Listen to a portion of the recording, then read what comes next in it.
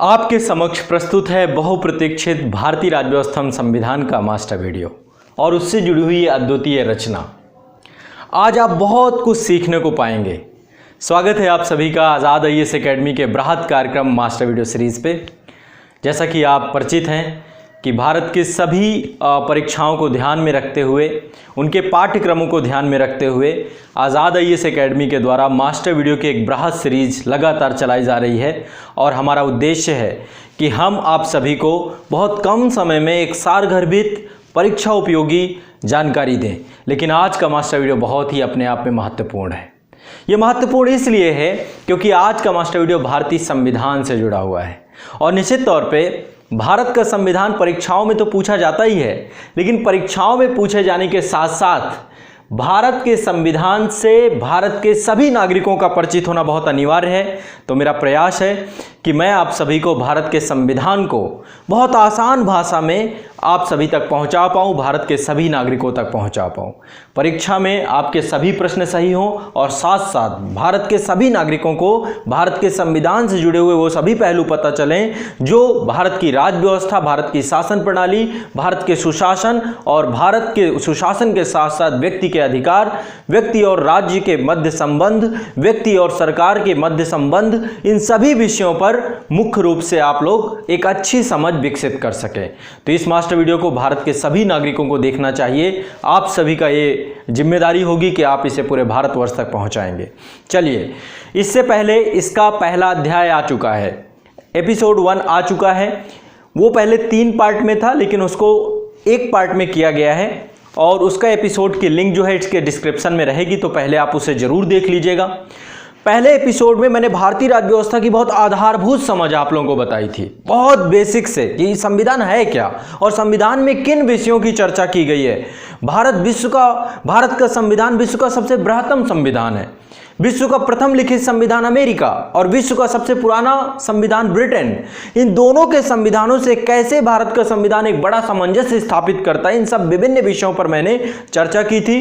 पिछले एपिसोड में मैंने आप सभी को भारतीय संविधान के ऐतिहासिक विकास से 1600 एडी के चार्टर एक्ट से लेकर के 1726, 1773, 1784, 1793, इसके बाद 1813, 1833, 1853, 1858, 1861, 1892, 1909, 1919, 1935 और इसके बाद जो आपके अगस्त प्रस्ताव, Cripps mission, Wavell plan, cabinet mission योजना और उसके बाद संविधान समिति का निर्माण होना, भारतीय संविधान का संविधान विकास प्रारंभ होना, उन विभिन्न पहलुओं पर एक विस्तृत चर्चा मैंने की थी। और फिर भारतीय संविधान के प्रस्तावना से प्रारंभ करते हुए, भारतीय संविधान की आत्मा प्रस्तावना से प्रारंभ करते हुए अनुच्छेद 1 से लेकर अनुच्छेद 78 तक की यात्रा मैंने बहुत अच्छे से करवाई थी। अनुच्छेद 1 से अनुच्छेद 78 तक मैं हमेशा कहता हूं कि भारतीय संविधान में कुछ नहीं है। बहुत आसान भाषा में आप समझेंगे तो भारतीय संविधान में सिर्फ 3 बातों की चर्चा की गई है: व्यक्ति, राज्य और सरकार। कहीं पर राज्य को उत्तरदायित्व दिए जा रहे हैं, किसके द्वारा? संविधान के द्वारा। हमारे यहाँ पे संविधान संप्रभु है। कभी निर्देश दिए जा रहे हैं सरकार को, किसके द्वारा? संविधान के द्वारा। किसके लिए? व्यक्ति के लिए। जो भी पूरा का पूरा ये संविधान बनाया गया संविधान निर्माताओं के द्वारा, ये भारत के इतिहास का एक गहन शोध है, शोध पत्र है और उन ऐतिहासिक गलतियों को, इतिहास की उन भूलों को, आधुनिकता को और विश्व के सबसे ज्यादा एक ऐसे परिष्कृत यंत्र का निर्माण किया गया है जिसको सरकार के द्वारा चलाया जाता है। तो भारतीय संविधान के बारे में आप विस्तृत जानकारी आपको रहेगी। परीक्षा से जुड़े हुए एक भी सवाल आपके गलत नहीं होंगे यदि आप इस मास्टर वीडियो की पूरी सीरीज को देखेंगे। तो ये दूसरा एपिसोड है और आज के एपिसोड में मैं आपको क्या करवाऊंगा, ये सारी जानकारी दूंगा। इससे पहले आप पहला पार्ट जरूर देख लीजिएगा यदि आपने अभी तक नहीं देखा, उसे देखना अनिवार्य है। और उसके बाद ये एपिसोड आपको अपने आप में ऊर्जान्वित करेगा, वो सभी जानकारियां देगा जो निश्चित तौर पर आप सभी को समझने में बहुत समय लग जाता है। आने वाले 2 से 3 घंटे में आप मेरे साथ वो सब सीखेंगे जिसको 2, 3 महीने, 4 महीने भी मैं पढ़ाता हूं, समझाता हूं। तो इसका विस्तृत अध्ययन मैंने बहुत करवाया, संविधान से जुड़े हुए लगातार हमेशा सेशंस लेता रहा और उसी दृष्टिकोण पर मैं आप सभी को आज इस मास्टर वीडियो को दूंगा। अब इसमें इसका अगला पार्ट भी आएगा। इसमें अनुच्छेद 79 अनुच्छेद 19 से लेकर के, यानी कि भारत की संसद या भारत का विधायी केंद्रीय विधायी तंत्र विधायिका के बाद से प्रारंभ करेंगे और साथ साथ जो है हम अनुच्छेद 217 तक जाएंगे। यहां पर जो राज्य का जो हाई कोर्ट है वो प्रारंभ होते हैं। तो अनुच्छेद 79 से हमारी यात्रा प्रारंभ होगी और अनुच्छेद 214 तक आप बहुत आसानी से समझेंगे। आपको यदि अनुच्छेद याद नहीं होते तो अब याद हो जाएंगे। आप एक एक अनुच्छेद को बारीकी से मेरे साथ समझेंगे। बहुत आसान भाषा में पढ़ाना एक बात है, लेकिन पढ़ाने के साथ साथ आपके दिमाग में बैठाना ये दूसरी बात है। निश्चित तौर पे इस अप्रतिम रचना पे आपको कुछ नहीं दिख रहा होगा, इस बोर्ड पे आपको निश्चित तौर पे कुछ भी नहीं दिख रहा होगा और आप हमेशा यही कहते रहते हैं कि कुछ दिखाई नहीं देता है। यही इसकी खासियत है, यही इसका चमत्कार है। ये रचना आपको दिख नहीं रही होगी, आपको सिर्फ मुझे सुनना है। मेरी टीचिंग स्किल होगी कि मैं आप सभी के ध्यान को आकर्षित कर लूँगा और आप सभी के अंदर ये पूरे बोर्ड की जितनी भी बातें हैं, पूरी की पूरी किताब है, ये आपके दिमाग के अंदर बैठा दूंगा। भारतीय संविधान की ये प्रति, ये वेयर एक्ट, ये आपके दिमाग में जाने वाला है और निश्चित तौर पे ये भारत के सभी नागरिकों के पास जाना चाहिए। तो आप लोगों का दायित्व और कर्तव्य होगा कि आप इस पूरी जानकारी को, पूरे एपिसोड को पूरे भारत तक पहुंचाएंगे, संविधान के सभी पक्षों को। ठीक है, तो चलिए प्रारंभ करते हैं इस पूरे के पूरे मैग्ना कार्टा को, जिसने हमारे अधिकारों को सुरक्षित किया, भारत को एक ऐसा परिपक्व लोकतंत्र दिया जिस पे आज हम लोग बैठे हैं और अपनी आज़ादी का जश्न मना रहे हैं। तो चलिए प्रारंभ करते हैं भारतीय राज्य व्यवस्था की इस विषय वस्तु को, बृहद विषय वस्तु को, जो छात्र परीक्षाओं की तैयारी कर रहे हैं। निश्चिंत होकर के मेरे साथ इस मास्टर वीडियो का लुत्फ उठाइए और 2 से 3 घंटे कंसंट्रेट होकर मुझे सुनना है। इसके लिए बिल्कुल भी निश्चिंत रहना है, परेशान नहीं होना है। मैं हूं, आपको बिल्कुल आनंद आ जाएगा। 2 से 3 घंटे में आप इतना कुछ पढ़ लोगे कि आपका एक अलग ही कॉन्फिडेंस होगा, अलग ही आत्मविश्वास में उठकर खड़े होगे। ठीक है, इसका जब अगला अध्याय आएगा ये कंप्लीट हो जाएगा और उसके बाद कोई तनाव नहीं होगा। परीक्षा से पहले एक बार इसे पूरा देखिए, तनाव मुक्त होकर के एग्जाम दीजिए। यही मेरा उद्देश्य है, इसी उद्देश्य से मैं आगे चल रहा हूँ, इसी उद्देश्य से एक एक एपिसोड जोड़ता चला जा रहा हूँ। कड़ी से कड़ी जोड़ते जोड़ते आज विभिन्न विषयों के मास्टर वीडियो आपके पास हैं और निश्चित तौर पे आप इसको बड़ा प्यार देते हैं और बड़ी संख्या में लोग इसको देखते हैं। तो चलिए प्रारंभ करते हैं इस पूरे मास्टर वीडियो को। अब आप मुझको कुछ नहीं करना, ध्यान से मुझे सुनना है। ठीक है बच्चों, ध्यान से मुझे सुनिएगा, सभी लोग ध्यान से मुझे सुनेंगे। मैं आप सभी को ये पूरी अप्रतिम रचना आपके दिमाग तक पहुँचाने जा रहा हूँ। ठीक है, तो चलिए, मैंने अनुच्छेद 78 तक पढ़ा दिया था, है ना।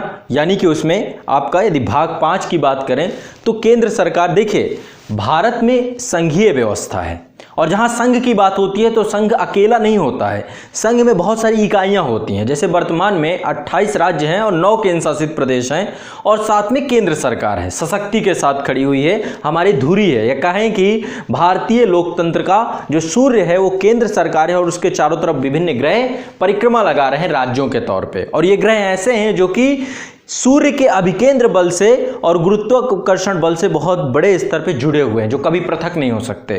भारतीय संविधान समझौते का परिणाम नहीं था। भारतीय संविधान एक निश्चित आपस में बैठ करके एक विस्तृत डिस्कशन हुई, विस्तृत चर्चा हुई, उससे निकल के आया। किसी क्रांति की उपज नहीं है हमारा संविधान। हमारा संविधान क्रांति से नहीं बना। तो भारतीय संविधान चर्चा पर चर्चा से बना है, अनुभवों से बना है और वर्तमान की प्रासंगिकता को अपने अंदर छुपाए बैठा है। तो जहां पर केंद्र और राज्य ये 2 एंटिटी हैं तो उनके लिए अलग अलग संविधान का निर्माण नहीं किया गया।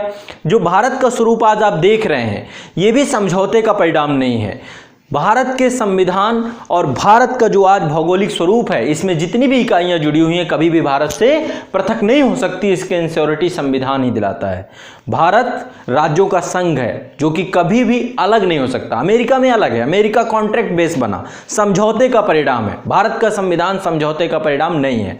तो चलिए अब हम लोग आ गए हैं भाग 5 में, अध्याय 2 में और पार्लियामेंट के बारे में जानेंगे। ये वो संस्था है जो कि बैठकर हमारे भाग्य का निर्माण करती है। यहीं से वो सारे कानून बनते हैं जो कानून हमारे जीवन को प्रभावित करते हैं, है ना।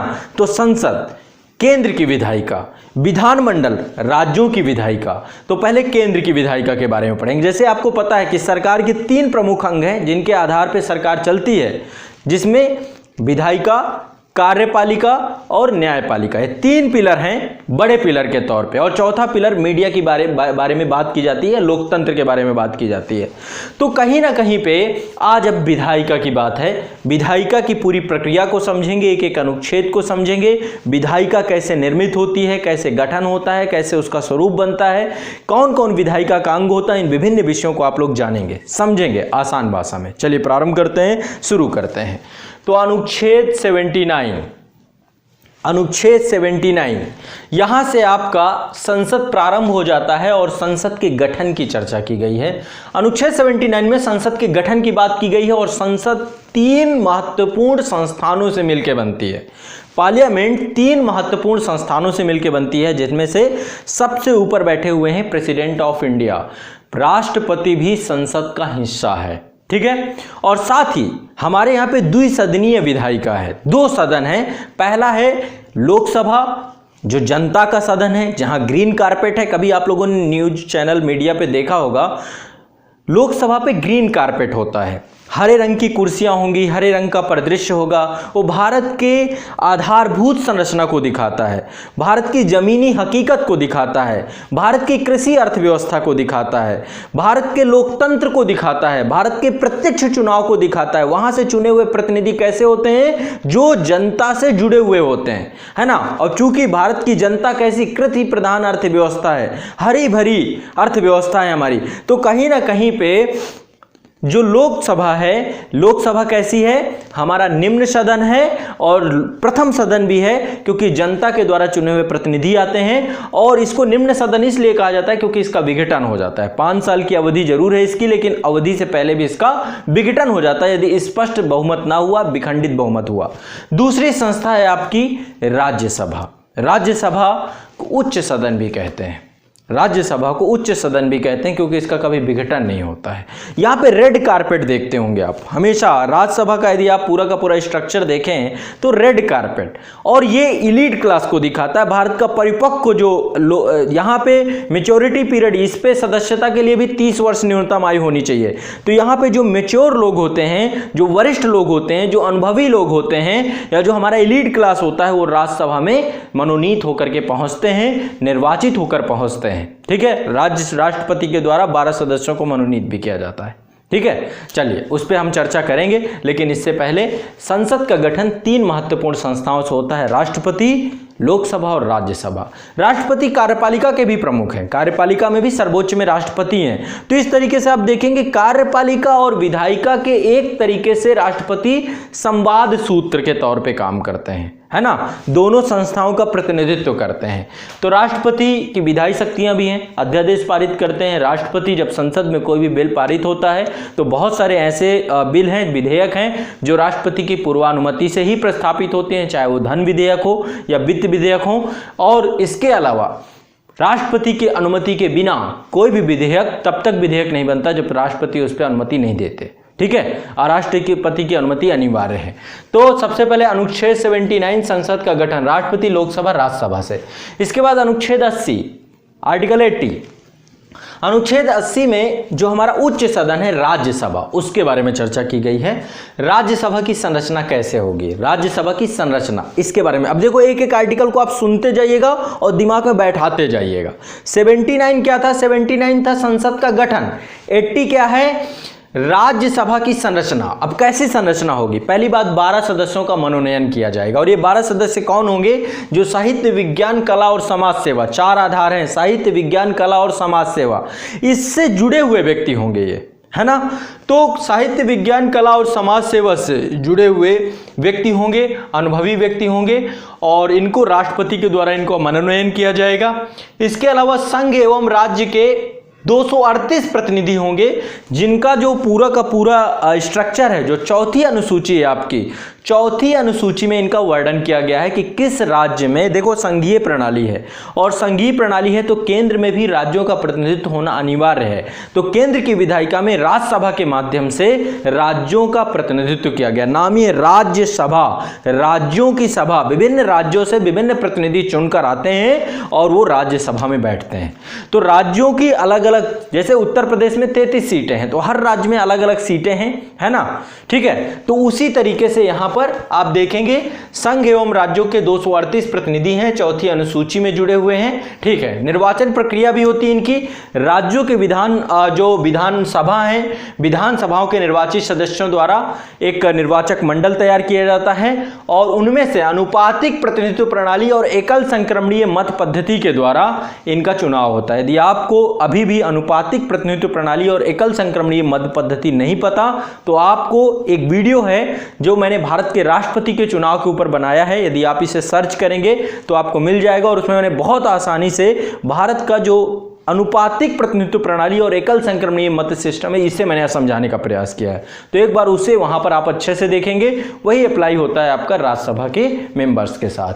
ठीक है, तो राज्यसभा के मेंबर्स का भी निर्वाचन होता है। कहां से होता है? राज्यों की विधानसभाओं से बने निर्वाचक मंडल से, और अनुपातिक प्रतिनिधित्व प्रणाली एकल संक्रमणीय मत पद्धति द्वारा होता है। नेक्स्ट है आपका अनुच्छेद 81 में लोकसभा की संरचना दी गई है और लोकसभा की संरचना जो है यहां पर जनता के प्रतिनिधि होते हैं, आम चुनाव होते हैं। ठीक है, जनता के प्रतिनिधि, प्रत्यक्ष निर्वाचन होता है यहां पे, और राज्य के प्रादेशिक निर्वाचन क्षेत्रों में से प्रत्यक्ष निर्वाचन द्वारा चुने गए 530 सदस्य होते हैं। कितने होते हैं? 530 सदस्य। कहां से? राज्यों से। लेकिन हमारे पास केंद्र शासित प्रदेश भी हैं, केंद्र शासित प्रदेशों से 20 सदस्य, तो टोटल कितने हो गए?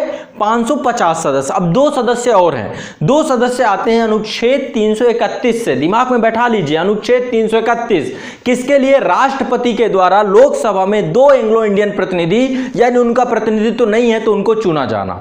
तो एंग्लो इंडियन प्रतिनिधियों, अनुच्छेद 331। तो इस तरीके से हो गए 530 + 20 + 2 = 552 सदस्य हैं टोटल। कहां पर? लोकसभा में। दिमाग में बैठा लीजिए, सभी पे चुनाव नहीं होता, चुनाव सिर्फ 545 सीटों पे होता है, बाकी की 7 सीटें अभी भी रिक्त रहती हैं। तो यहां पर ध्यान रखिएगा।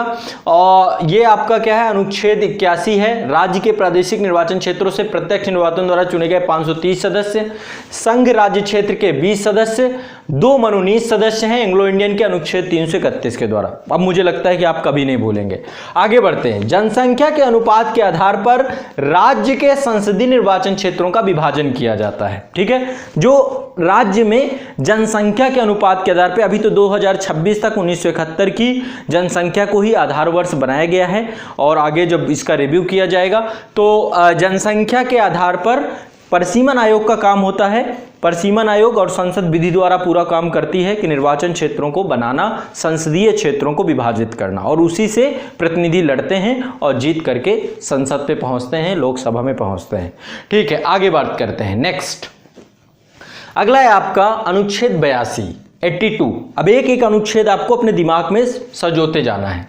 प्रत्येक जनगणना के बाद राज्यों में लोकसभा के स्थानों एवं प्रादेशिक निर्वाचन क्षेत्रों का विभाजन, ये कहां दिया गया है? अनुच्छेद 82 में। संसद विधि द्वारा अवधारित करती है और परिसीमन आयोग ये सब बनता है। ठीक है, तो अनुच्छेद 82 में जनसंख्या के बाद जैसे जनगणना होगी उसके बाद लोकसभा द्वारा स्थानों का प्रादेशिक निर्वाचन क्षेत्रों में विभाजन। ठीक है, नेक्स्ट आगे बढ़ते हैं। क्योंकि भारत के सभी नागरिकों का प्रतिनिधित्व होना चाहिए विधायिका में, है ना। जैसे राष्ट्रपति हैं, राष्ट्रपति भारत के सभी नागरिकों के प्रतिनिधि होते हैं। इस तरीके से पूरे के पूरे उस प्रणाली को बनाया गया है, मैंने समझाया है, उसको आप देख लीजिएगा।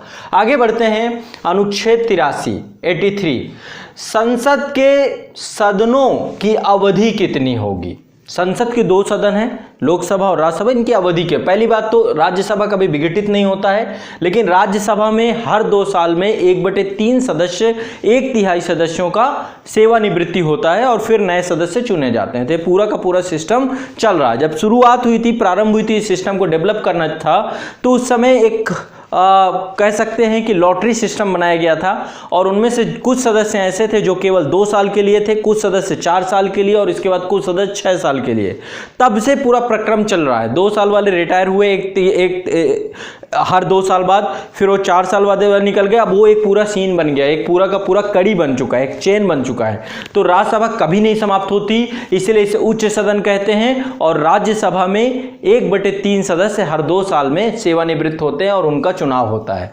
वहीं 83 में जो है आपका इसका कार्यकाल 6 वर्ष का है, ठीक है, राज्यसभा के सदस्यों का। लोकसभा का विघटन हो सकता है विखंडित बहुमत के आधार पे, अविश्वास प्रस्ताव के माध्यम से। बहुत सारे प्रस्ताव हैं, अविश्वास प्रस्ताव है, स्थगन प्रस्ताव है, कोई भी पारित हो जाता है सरकार के खिलाफ और सरकार अपना विश्वास नहीं दिखा सकती है, और या फिर विखंडित बहुमत होता है, स्पष्ट बहुमत नहीं मिलता, तो लोकसभा का विघटन हो सकता है। प्रधानमंत्री की सलाह पर राष्ट्रपति भी करते हैं, ठीक है। तो कहीं ना कहीं पे लोकसभा का विघटन हो जाता है। कार्यकाल इसका 5 वर्ष है।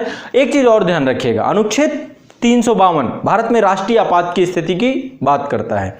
भारत में राष्ट्रीय आपात एक ऐसी समस्या है जब कभी भारत में युद्ध हो जाए या भारत युद्धरत हो जाए या कोई सशस्त्र विद्रोह हो जाए तो अनुच्छेद 352 लग जाएगा। और जब अनुच्छेद 352 लगा होगा, चूंकि देश उस समय संकट में है, देश आपातकाल की स्थिति में है, तो लोकसभा के कार्यकाल को 1 वर्ष में एक बार में 1 वर्ष बढ़ाया जा सकता है। लेकिन जब आपातकाल समाप्त होगा तो 6 महीने के अंदर अंदर चुनाव कराने पड़ेंगे। ये हुआ था जब आंतरिक आपात लगा था 1975 में। तो एक चीज और है, वहां पर तो कार्यकाल भी संविधान 42वां संविधान संशोधन कर दिया गया, उसमें 1 वर्ष और बढ़ा दिया गया।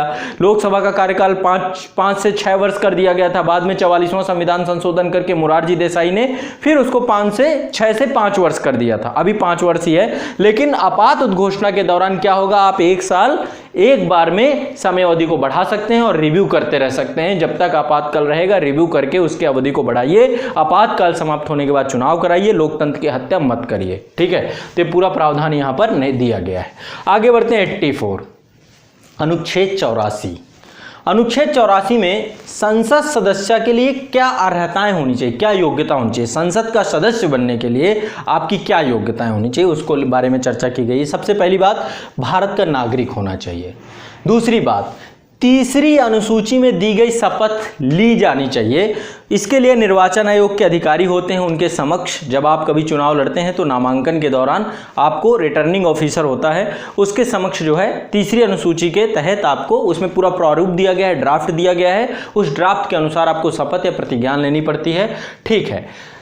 तो सबसे पहले भारत का नागरिक होना चाहिए, तीसरी अनुसूची में दी गई शपथ लेना चाहिए।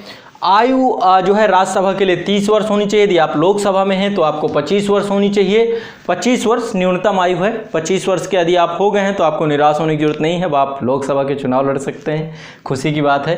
35 वर्ष से ज़्यादा हो चुके हो तो और खुशी की बात है, आप राष्ट्रपति का चुनाव लड़ सकते हैं और राज्यपाल के लिए भी अर्हता है, ठीक है। 30 साल के लिए राज्यसभा ट्राई कर सकते हैं। संसद द्वारा बनाई गई विधि के अनुसार आप योग्य हैं। कोई भी चुनाव लड़ सकता है, भारत में तो ऐसा सिस्टम नहीं है, निर्दलीय लड़ सकते हैं, कोई पार्टी टिकट नहीं देती तो, लेकिन पढ़ाई करिए। अभी आगे बढ़ते हैं। संसद द्वारा बनाई गई विधि के अनुसार योग्य हो, तो संसद भी विधि बनाती है, जनप्रतिनिधित्व अधिनियम है जिसके तहत जो है वो योग्यता होनी चाहिए आपकी, ठीक है। तो अनुच्छेद 84 संसद के सदस्यता के लिए अर्हता की बात करता है। आगे बढ़ते हैं, अनुच्छेद 85 पे आते हैं। अनुच्छेद 85 में संसद के सत्र की बात की जा रही है कि सत्र कब प्रारंभ होगा, सत्रावसान कब होगा, विघटन क्या होगा, आहूत या तो जो संसद का सत्र होता है इसको बुलाना, इसको आहूत करने का काम होता है राष्ट्रपति महोदय का। किसका काम होता है? प्रेसिडेंट ऑफ इंडिया का, ठीक है। तो संसद के सत्र को आहूत करने का काम राष्ट्रपति का होता है। और एक चीज और ध्यान रखिएगा, सत्रावसान यानी पूरा का पूरा सत्र समाप्त कर देना। विघटन क्या होता है? लोकसभा का विघटन हो जाता है, पूरी की पूरी लोकसभा समाप्त होती है और नई लोकसभा बनती है ना। सत्रावसान का मतलब होता है, देखिए एक साल में 3 सत्र होते हैं, एक बजट सत्र होता है, दूसरा मानसून सत्र होता है और तीसरा शीतकालीन सत्र होता है, ठीक है। संविधान में कहा गया है कि 6 महीने से ज्यादा का गैप नहीं होना चाहिए 2 सत्रों के बीच में। तो सत्र प्रारंभ होता है, राष्ट्रपति के द्वारा आहूत किया जाता है और फिर राष्ट्रपति के द्वारा सत्रावसान भी कर दिया जाता है। तो ये कार्य कौन करेगा? अनुच्छेद 85 के तहत राष्ट्रपति के द्वारा, और बैठक में 6 माह से अधिक का समय नहीं होना चाहिए, लोकसभा का विघटन होता है, ठीक है। इसके अलावा एक शब्द और प्रयोग किया था, स्थगन। स्थगन का मतलब ये होता है कि जब सत्र चल रहा होता है तो उसको 1 घंटे के लिए, 2 घंटे के लिए, 1 दिन के लिए, 2 दिन के लिए अनिश्चितकालीन के लिए स्थगित कर दिया जाता है। और ये काम कौन करता है? स्पीकर करता है या तो चेयरमैन करते हैं, यानी अध्यक्ष या सभापति के द्वारा यह कार्य किया जाता है लोकसभा या राज्यसभा में, स्थगन का, ठीक है। विघटन क्या है? पूरी तरीके से लोकसभा समाप्त, नई नवेली लोकसभा बनेगी। वहीं आपका सत्रावसान क्या है? सत्र समाप्त, वो सत्र खत्म। आहूत का मतलब सत्र को बुलाना, तो ये बेसिक टर्म्स हैं, आपको पता होने चाहिए। आगे बात करते हैं नेक्स्ट, अनुच्छेद 86। अनुच्छेद 86 यानी अनुच्छेद 86, एक एक अनुच्छेद दिमाग में बैठाते जाना है, मौका है आपके पास ये पूरे आर्टिकल्स को अच्छे से रटने का। अनुच्छेद 86 में सदनों में अभिभाषण का और उसमें संदेश भेजने का राष्ट्रपति को अधिकार दिया गया है। ठीक है, अनुच्छेद 86 में राष्ट्रपति क्या है, 2 बार अभिभाषण करता, अब इस पे बात करेंगे। राष्ट्रपति किसी भी सदन में संदेश भेज सकता है, ठीक है, और किसी भी सदन में अभिभाषण कर सकता है, संयुक्त अभिभाषण भी कर सकता है। राष्ट्रपति आमतौर पे 2 बार जो है, एक तो जब नई नवेली लोकसभा बन के आती है, ठीक है, इसके लिए अगला आर्टिकल है आपका आर्टिकल 87, राष्ट्रपति का विशेष अभिभाषण 2 बार होता है। पहला होता है नई नवेली लोकसभा बन के आती है, और लोकसभा जब नई नवेली बन के आती है तो उसका जो पहला सत्र होता है तो एक ज्वाइंट सेशन होता है, ठीक है, उसमें राष्ट्रपति के द्वारा सरकार के लक्ष्यों और कार्यों को और उससे जुड़े हुए विभिन्न चीज़ों के बारे में बताया जाता है। इसके अलावा दूसरा होता है हर साल का पहला सत्र, यानी जो बजट सत्र होता है उसको भी राष्ट्रपति एक ज्वाइंट सेशन लेते हैं, विशेष अभिभाषण करते हैं और उसमें सरकार की नीतियां, उनके कार्यों को बताते हैं कि क्या सरकार करेगी। बाद में इसके लिए एक धन्यवाद प्रस्ताव भी आता है जिस पे चर्चा होती है, राष्ट्रपति के अभिभाषण पर चर्चा होती है। ठीक है, तो एक तरीके से सरकार का पक्ष ही रखते हैं राष्ट्रपति उसमें। तो 2 बार जो है अनुच्छेद 86 आपका क्या है, सदनों में अभिभाषण का और संदेश भेजने का राष्ट्रपति का अधिकार है। अनुच्छेद 87 है राष्ट्रपति का विशेष अभिभाषण, तो लोकसभा में प्रत्येक निर्वाचन के पश्चात पृथक सत्र में आरंभ है और प्रत्येक वर्ष में प्रथम सत्र के आरंभ में ये प्रारंभ होता है। ठीक है, ये मैंने आपको बता दिया 87। ठीक है, संसद को एक साथ संवेद करके दोनों सदनों का अभिभाषण एक साथ देते हैं राष्ट्रपति। अनुच्छेद 88 सदनों के बारे में मंत्रियों और महान्यायवादी के अधिकार। मंत्रियों और महान्यायवादियों को बहुत सारे अधिकार प्राप्त हैं। अब क्या है, पहली बात, मंत्री किसी भी सदन का हो, मान लीजिए लोकसभा से चुन के आया है लेकिन वो राज्यसभा की कार्रवाइयों में भाग ले सकता है लेकिन वह मतदान नहीं करेगा। ऐसे ही महान्यायवादी के साथ भी है, महान्यायवादी संसद की कार्रवाइयों में भाग ले सकता है लेकिन मतदान नहीं करेगा। किसी समिति में जिसके वो सदस्य हों वहां जा सकते हैं, ठीक है, उससे संबंधित हो तो जा सकते हैं, यदि सदस्य नहीं तो मतदान नहीं करेंगे, भाग ले सकते हैं। तो जो है अनुच्छेद आप इसको ध्यान रखिएगा, 88 है, सदनों के बारे में मंत्रियों और महान्यायवादी को अधिकार। तो सदन में, सदनों की संयुक्त बैठक में, संसदीय समिति में जिसमें वो सदस्य के रूप में उसमें भाग ले सकते हैं, मतदान का अधिकार नहीं होगा। मंत्री किसी भी सदन का हो लेकिन दूसरे सदन में भी जाता है और वहां पर प्रश्नकाल में जवाब भी देता है, वहां संबंधित संसद के द्वारा जो प्रश्न पूछे जाते हैं। अब बात करते हैं संसद के अधिकारियों की। संसद में कुछ अधिकारी हैं, जैसे लोकसभा अध्यक्ष हैं, लोकसभा अध्यक्ष के साथ लोकसभा उपाध्यक्ष हैं, है ना। इसके अलावा संसद का अपना खुद का सचिवालय है जिसके प्रमुख महासचिव होते हैं, ठीक है, संसदीय सचिवालय, उसके बारे में भी चर्चा करेंगे। अनुच्छेद 89 में राज्यसभा का सभापति और उपसभापति, आपको तो ये पता ही है, भारत के उपराष्ट्रपति राज्यसभा के पदेन सभापति होते हैं। ठीक है, तो 89 में राज्यसभा का सभापति और उपसभापति का चुनाव कौन करता है, राज्यसभा के सदस्य करते हैं। ठीक है, तो अनुच्छेद 89 में राज्यसभा के सभापति और उपसभापति के बारे में चर्चा की गई है। ठीक है, और उपसभापति का चुनाव राज्यसभा करेगी खुद, और सभापति जो होंगे भारत के उपराष्ट्रपति ही पदेन होते हैं राज्यसभा के। नेक्स्ट है आपका अनुच्छेद 90, उपराष्ट्रपति का पद रिक्त होना। उपराष्ट्रपति का पद रिक्त होना, पद त्याग और पद से हटाया जाना। ठीक है, उपराष्ट्रपति का पद से रिक्त होना, पद त्याग और पद से हटाया जाना। नेक्स्ट, यदि राज्यसभा का सदस्य नहीं रहता उपराष्ट्रपति, तो देखिए 2-3 चीजें आप समझिए इसको अच्छे से।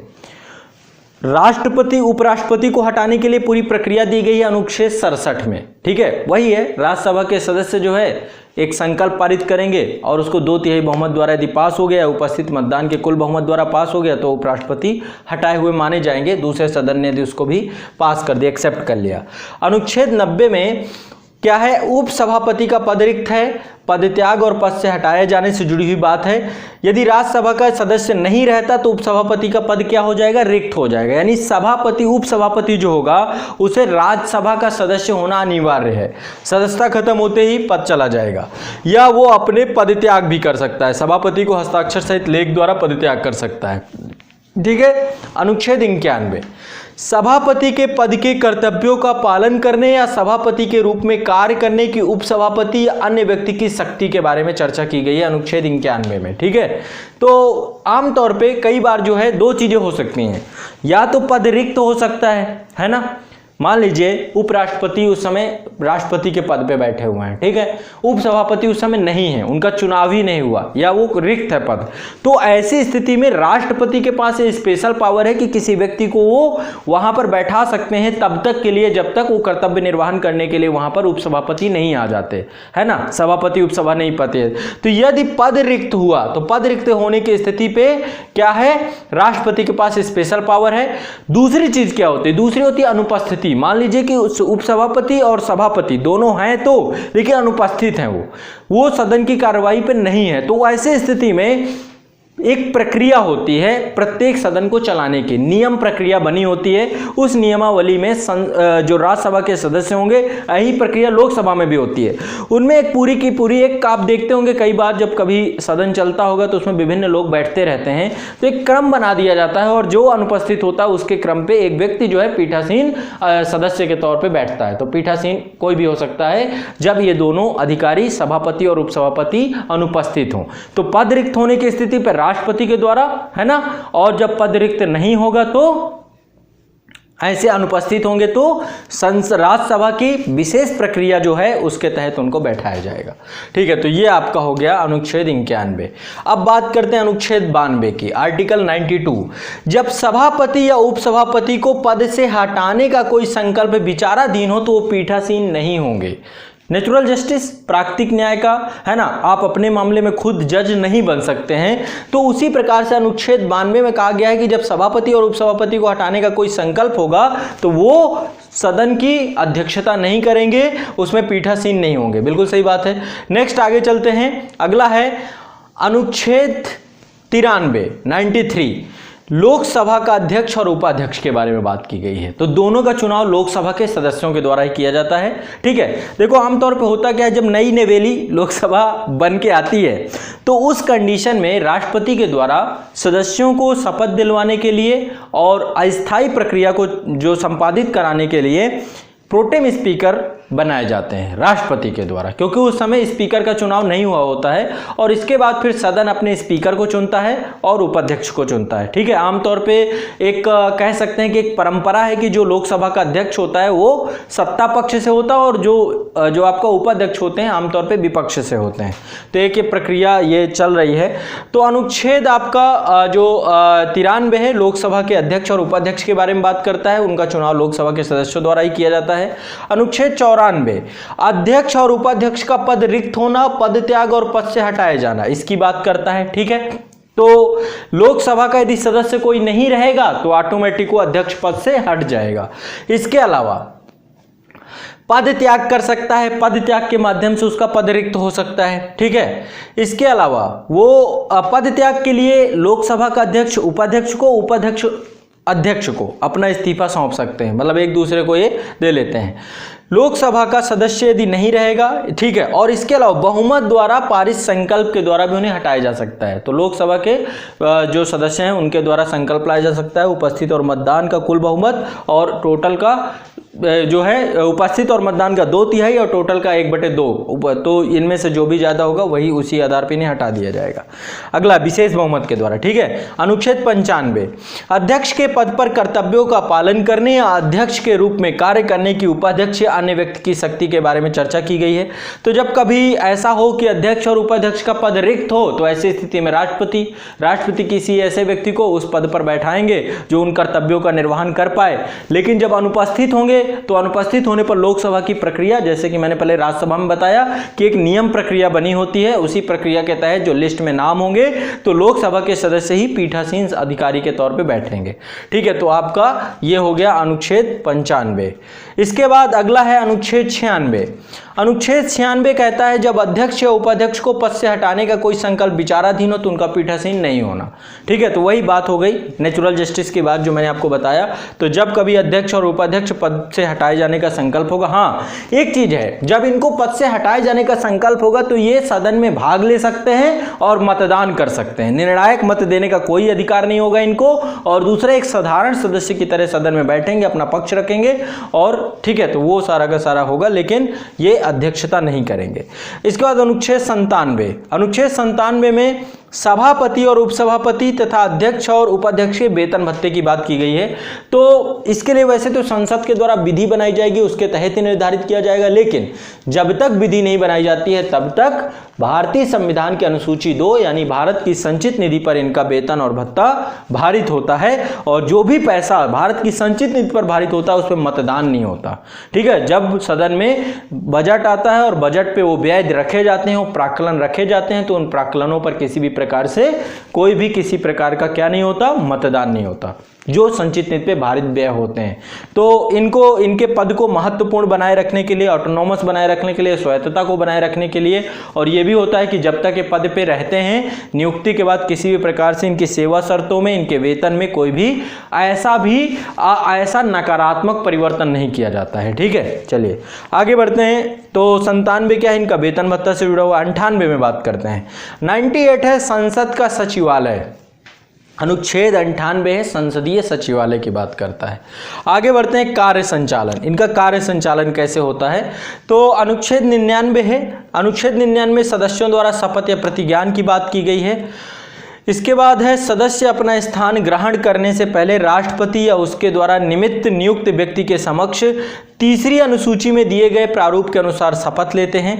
तो सबसे पहली बात, जब सदन चुन के आता है, लोकसभा चुन के आती है या फिर राज्यसभा के सदस्य चुन के आते हैं, तो पहला काम होता है कि राष्ट्रपति द्वारा किसी ऐसे व्यक्ति को या राष्ट्रपति स्वयं, ठीक है, अपना प्रतिनिधि रखते हैं, जैसे प्रोटेम स्पीकर। प्रोटेम स्पीकर का कॉन्सेप्ट यही है, मुख्य कार्य यही है कि जब नई लोकसभा चुन के आती है तो उनका शपथ का कार्य पूर्ण करवाना। कभी आप इसे देखेंगे तो जो सदन का सबसे वरिष्ठतम सदस्य होता है उसको राष्ट्रपति आमतौर पर प्रोटेम स्पीकर बनाते हैं, और जो राज्यसभा के सदस्य होते हैं उनको भी।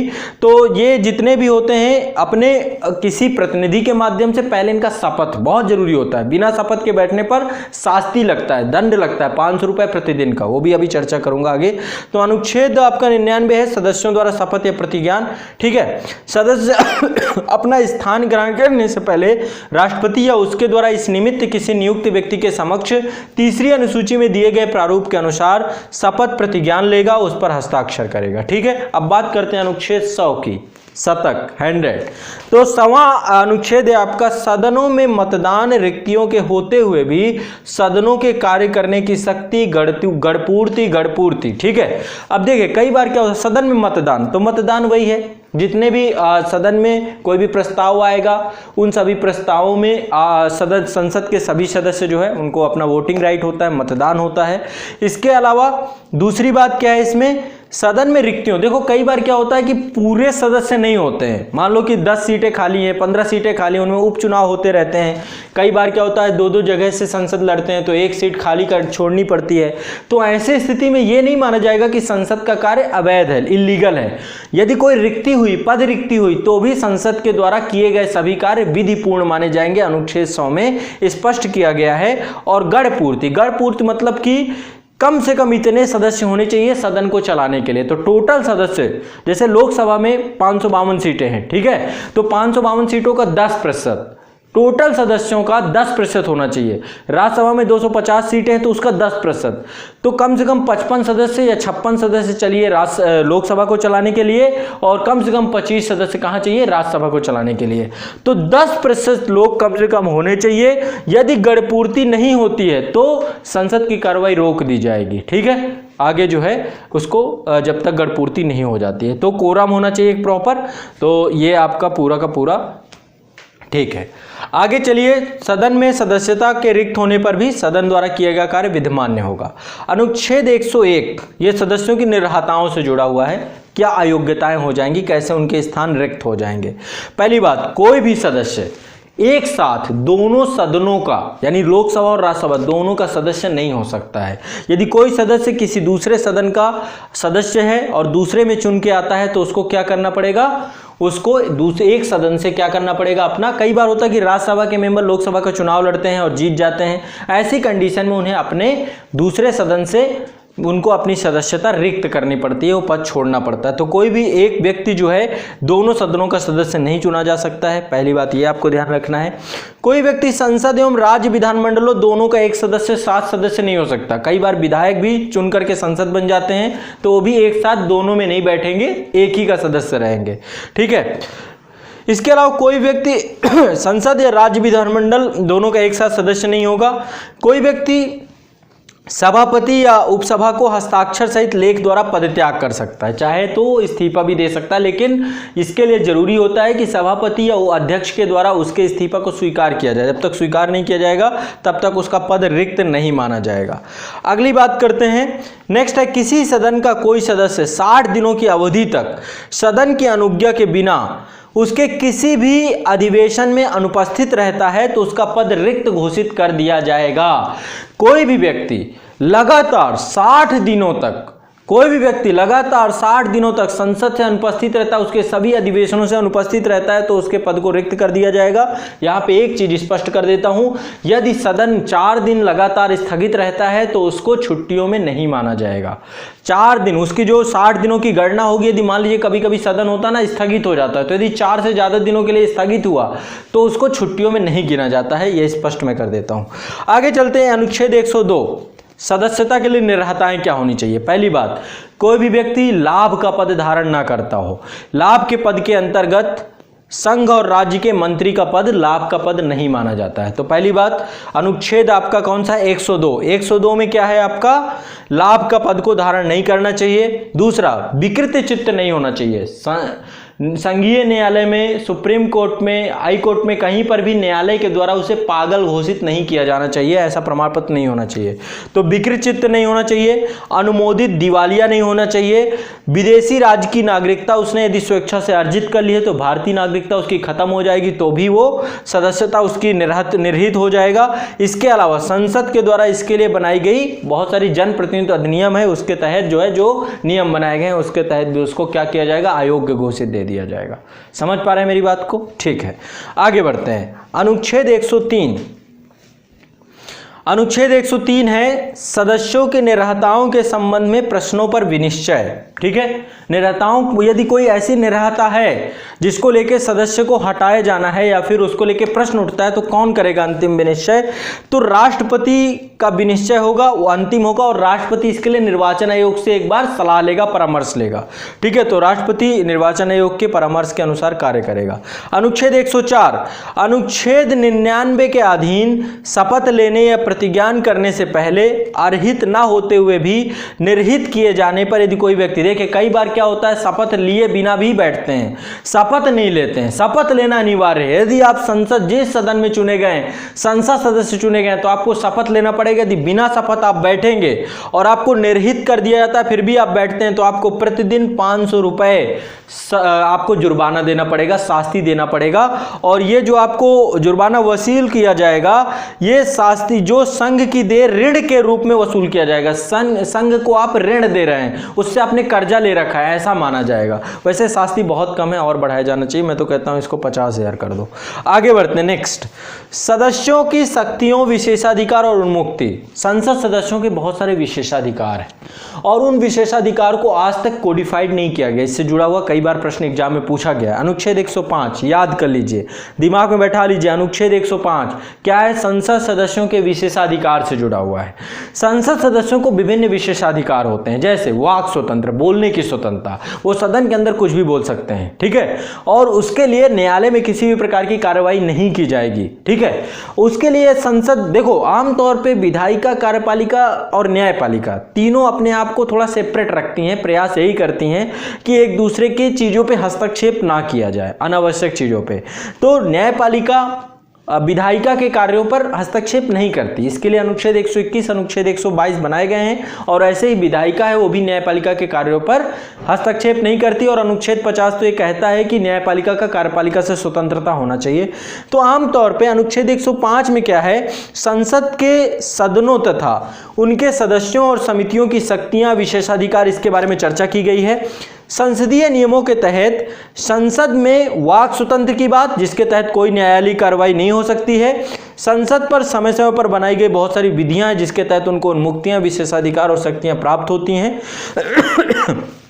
अब जैसे कि आपकी एक उन्मुक्ति है गिरफ्तारी से बचाव, है ना। कोई भी संसद सदस्य है, सदन प्रारंभ होने के 40 दिन पहले और 40 दिन बाद तक गिरफ्तार नहीं किया जा सकता। तो ऐसी विभिन्न उन्मुक्तियां हैं जो संसदीय सदस्यों को प्राप्त होती हैं। ठीक है, आगे चलते हैं। अनुच्छेद 106, अनुच्छेद 106 कहता है सदस्यों के वेतन और उनके भत्ते, ठीक है। तो वेतन भत्ते पैसे रुपए की बात है, तो पैसा रुपया उनका संसद के द्वारा समय समय पर विधि द्वारा अवधारित किया जाता है। अब आगे चलते हैं, क्या प्रोसेस है, संसद में कार्य प्रणाली कैसे होती है, कैसे संसद में कोई कानून बनता है, कैसे प्रस्तुत होता है, कैसे कोई बिल। तो थोड़ा सा एक चीज़ समझा देता हूँ पहले। कुछ देखो, पहली बात विधेयक, विधेयक मतलब है किसी भी कानून का कच्चा मसौदा, ड्राफ्ट, है ना, प्रारूप। तो जो कच्चा मसौदा होता है वो संसद के दोनों सदनों में से किसी भी सदन में प्रारंभ हो सकता है, चाहे वो लोकसभा में प्रारंभ हो चाहे राज्यसभा में। लेकिन धन विधेयक और वित्त विधेयक, ठीक है, धन विधेयक, वैसे सारे धन विधेयक वित्त विधेयक ही होते हैं, फाइनेंस बिल ही होते हैं। तो धन विधेयक जो होता है वो केवल लोकसभा में प्रारंभ होगा और राज्यसभा के पास ज़्यादा पावर होती नहीं, 14 दिन तक उसे रोक सकता है और ऐसे संशोधन नहीं कर सकता जिन पे लोकसभा सहमत ना हो।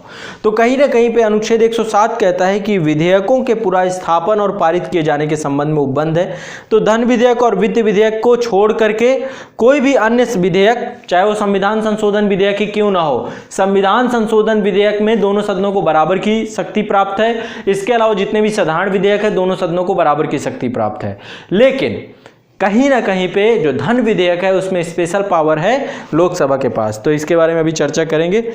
तो धन विधेयक और वित्त विधेयक के उपबंधों के अधीन रहते हुए कोई भी विधेयक संसद के किसी भी सदन में आरंभ हो सकेगा और संसद के सत्रावसान के कारण दोनों सदनों में लंबित विधेयकों को। अब एक चीज और यहाँ पे समझ लीजिए, कई बार क्या होता है कि कई विधेयक लोकसभा से पारित हो जाते हैं, ठीक है, और राज्यसभा पहुंच जाते हैं, लेकिन लोकसभा विघटित हो जाती है, यानी जो संस्था ने उस कानून को पारित किया वही खत्म हो गई। तो ऐसी कंडीशन में वो विधेयक समाप्त हो जाएगा। लेकिन कई बार ऐसे विधेयक जो कि राज्यसभा से पारित होते हैं और लोकसभा में आ जाते हैं, वो विधेयक व्यपगत नहीं होंगे, क्योंकि जहां से पारित हुए वो संस्था अभी भी उपस्थित है। नई राज्यसभा लोकसभा आती है, फिर उस विधेयक पे काम करती है। तो विधेयक का प्रभाव, ये चीज थोड़ा सा दिमाग में रखिएगा कि यदि लोकसभा विघटित होगी, लोकसभा द्वारा पारित विधेयक राज्यसभा में होगा तो पूरी तरीके से समाप्त हो जाएगा। और कई बार हुआ है, महिला आरक्षण विधेयक लगातार ऐसे ही होता रहा है, समाप्त होते रहा। ठीक है, चलो आगे बात करते हैं। नेक्स्ट अगला है आपका राज्यसभा में लंबित विधेयक, ठीक है, लोकसभा में पारित नहीं किया। हाँ, ये बात मैंने अच्छे से समझा दी आपको। अनुच्छेद 108, अनुच्छेद 108 कहता है कुछ दशाओं में दोनों सदनों की संयुक्त बैठक, ज्वाइंट सेशन की बात कह रहा है।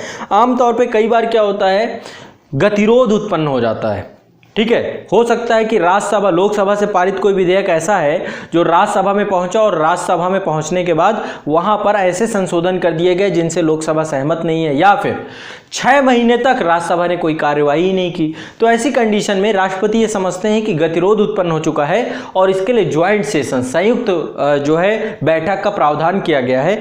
तो आपको ध्यान रखना है अनुच्छेद 108 में कुछ दशाओं में दोनों। लेकिन एक चीज ध्यान रखिएगा, धन विधेयक में कोई ज्वाइंट सेशन नहीं होगा, संविधान संशोधन विधेयक में कोई ज्वाइंट सेशन नहीं होगा। संविधान संशोधन विधेयक में ज्वाइंट सेशन नहीं होता है, धन विधेयक में ज्वाइंट सेशन, साधारण विधेयकों में ज्वाइंट सेशन का प्रावधान है। तो कुछ दशाओं में दोनों सदनों की संयुक्त बैठक होगी और उसमें विधेयक को पारित करा लिया जाएगा। तो कहें कि कान चाहे इधर से पकड़ो चाहे इधर से पकड़ो, पावरफुल यहाँ पे लोकसभा हो जाती है, क्योंकि लोकसभा के पास सदस्य ज़्यादा है और फिर बहुमत के द्वारा वहाँ पे पारित करवा लिया जाता है। अध्यक्षता भी लोकसभा के स्पीकर करते हैं, ठीक है। तो कहीं ना कहीं पे ज़्यादा पावरफुल लोकसभा को इस आधार पे बना दिया जाता है। तो संयुक्त बैठक का प्रावधान अनुच्छेद 108 दिमाग में बैठा लीजिएगा। अनुच्छेद 109 धन विधेयक के संबंध में बात यहाँ पे कही गई है। पहली बात, धन विधेयक राज्यसभा में प्रारंभ नहीं हो सकता है, ठीक है, और राज्यसभा 14 दिनों तक ही विधेयक को रोक सकती है। राज्यसभा किसी प्रकार की ऐसे संशोधन नहीं कर सकती है जिससे लोकसभा पूरी तरीके से असहमत हो, ठीक है। तो 14 दिन बाद यदि लोकसभा, तो धन विधेयक कहाँ प्रारंभ होगा, सिर्फ और सिर्फ लोकसभा में, दिमाग में बैठा लीजिए, ठीक है। लोकसभा को स्पेशल पावर। और एक चीज और ध्यान रखिएगा, धन विधेयक राष्ट्रपति की अनुमति, पूर्व अनुमति से ही सदन में प्रस्तुत किया जाता है। और कोई विधेयक, धन विधेयक होगा कि नहीं होगा, इसकी जो पूरी के पूरा प्रमाणित करने का काम होता है वो लोकसभा के स्पीकर का होता है, अध्यक्ष का होता है, ठीक है। लोकसभा का स्पीकर ये प्रमाणित करता है, प्रश्नांकित करता है कि ये वित्त विधेयक धन विधेयक होगा या वित्त विधेयक होगा, ये ध्यान रखिएगा, ठीक है। आगे बढ़ते हैं, अनुच्छेद 110 पे जाते हैं। धन विधेयक की परिभाषा दी गई। तो अब धन विधेयक है क्या? धन विधेयक कुछ नहीं है, जो अनुच्छेद 110 में दिया गया है वो सारे यदि मानकों पर खरा उतरता है और उन मानकों पर खरा उतरने के साथ साथ लोकसभा के अध्यक्ष के द्वारा कह दिया गया कि ये धन विधेयक है तो धन विधेयक है, और क्या है। तो चलिए किसी कर का अधिरोपण, उत्सादन, परिहार, परिवर्तन, विनियमन, भारत सरकार द्वारा धन को उधार देना, भारत की संचित निधि या आकस्मिक निधि की अभिरक्षा, ऐसे किसी भी निधि पे धन जमा करना, उसकी निकासी, ठीक है, भारत की संचित निधि में से धन का विनियोजन करना, किसी भी संचित निधि में किसी भी प्रकार का जो है कोई भी व्यय भारित करना।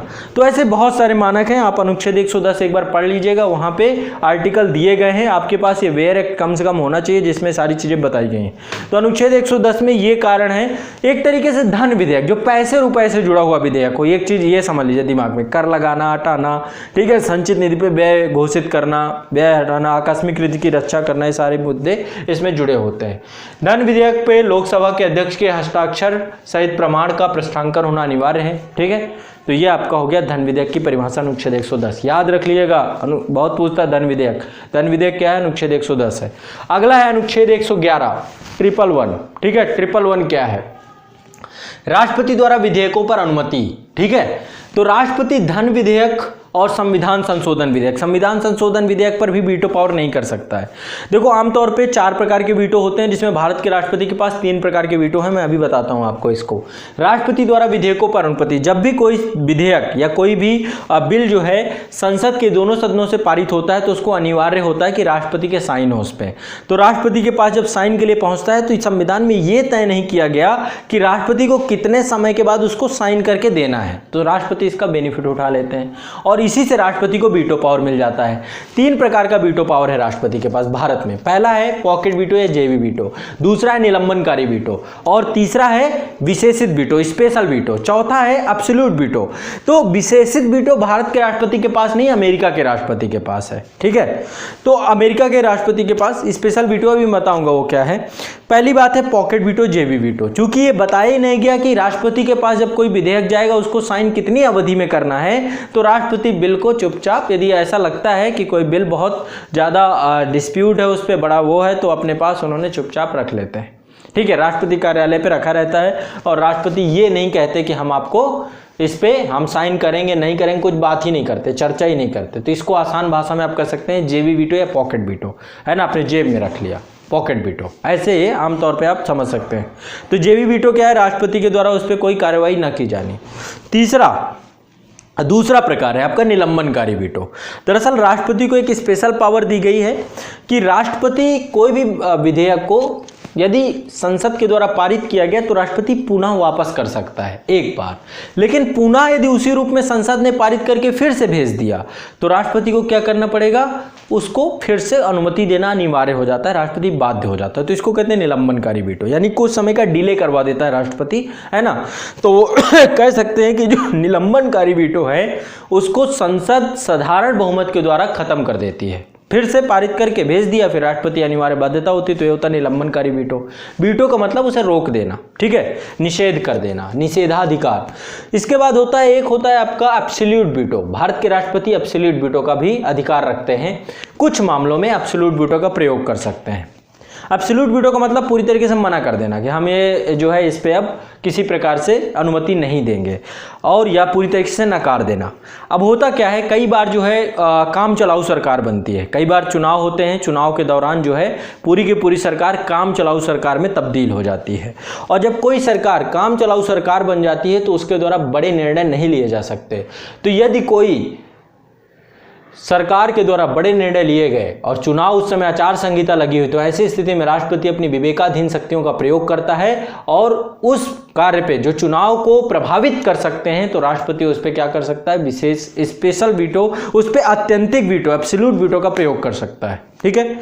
इसके बाद जो है आपका एक और तरीका है, जो जैसे देखो संसद के सदस्यों में से जो सरकार का हिस्सा है, यानी जो मंत्रिपरिषद में है वो सरकारी होते हैं, और जो संसद के सदस्य हैं वो प्राइवेट होते हैं, निजी सदस्य होते हैं। निजी सदस्य मतलब निजी विधेयक, वो कोई बिल पारित भेजेंगे, यदि संसद के सदस्य बिल कोई भेज रहे हैं तो निजी विधेयक होगा, और यदि कोई मंत्री के द्वारा बिल प्रस्तुत किया जा रहा है तो उसे सरकारी विधेयक कहते हैं। तो जब कोई निजी विधेयक होता है, सदन में आता है, तो राष्ट्रपति उस पर भी एब्सोल्यूट वीटो लगा सकते हैं। समझ पा रहे हैं एब्सोल्यूट वीटो क्या हुआ? आप नहीं समझ पाए तो क्या होगा आपका, ठीक है। तो ये हो गया एब्सोल्यूट वीटो। तो अब स्पेशल वीटो भारत के पास है नहीं, अमेरिका के राष्ट्रपति के पास है। वहाँ पे क्या होता है, वहाँ पर भी सेम ऐसी कंडीशन है कि अमेरिका के राष्ट्रपति के पास यदि कोई बिल आता है, बिल आने के बाद वो वापस कर देता है सीनेट को या प्रतिनिधि सभा को, वहाँ के कांग्रेस, वहाँ की संसद को कांग्रेस कहते हैं, तो उनको वापस कर देता है। और वापस करने के बाद यदि वो 2/3 मेजोरिटी से 2/3 मेजोरिटी से पारित करके वापस कर दें तो अमेरिका के राष्ट्रपति को साइन करना पड़ता है। यानी कि जैसे हमारे यहाँ निलंबनकारी वीटो है जो साधारण बहुमत से ही उसको जो है पास करवा लिया जाता है, वैसे ही वहाँ पे 2/3 बहुमत से स्पेशल वीटो को खत्म कर दिया जाता है। ठीक है, आप शायद समझ गए होंगे मुझे लगता है। चलिए आगे बात करते हैं। तो राष्ट्रपति द्वारा विधेयकों पर अनुमति अनुच्छेद 111 है। धन विधेयक और संविधान संशोधन विधेयक को छोड़ के, अब धन विधेयक पे वीटो क्यों नहीं होता, क्योंकि धन विधेयक एक ऐसा विधेयक है जिसमें राष्ट्रपति की पूर्व अनुमति ली जाती है। बिना राष्ट्रपति की सिफारिश के धन विधेयक सदन पे रखा ही नहीं जाता। तो जब राष्ट्रपति पहले अनुमति दे चुके किसी विधेयक पे, तो उस पर दोबारा वीटो कैसे कर सकते हैं बताइए, नहीं कर सकते ना। इसी तरीके से संविधान संशोधन विधेयक में 24वां संविधान संशोधन हुआ, जिसके तहत संविधान में लिख दिया गया है कि राष्ट्रपति मौलिक अधिकारों सहित संविधान के विभिन्न सभी संविधान संशोधनों पर अनिवार्य सहमति देंगे, उस पर वीटो नहीं कर सकते।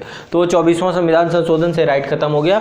तो संविधान संशोधन विधेयक और धन विधेयक को छोड़ के राष्ट्रपति विधेयकों पर अनुमति रोक सकते हैं, वीटो कर सकते हैं। ठीक है, तो ये वीटो मैंने बता दिया आपको। अनुच्छेद 112 बजट वार्षिक वित्तीय विवरण, ये चर्चा की गई है।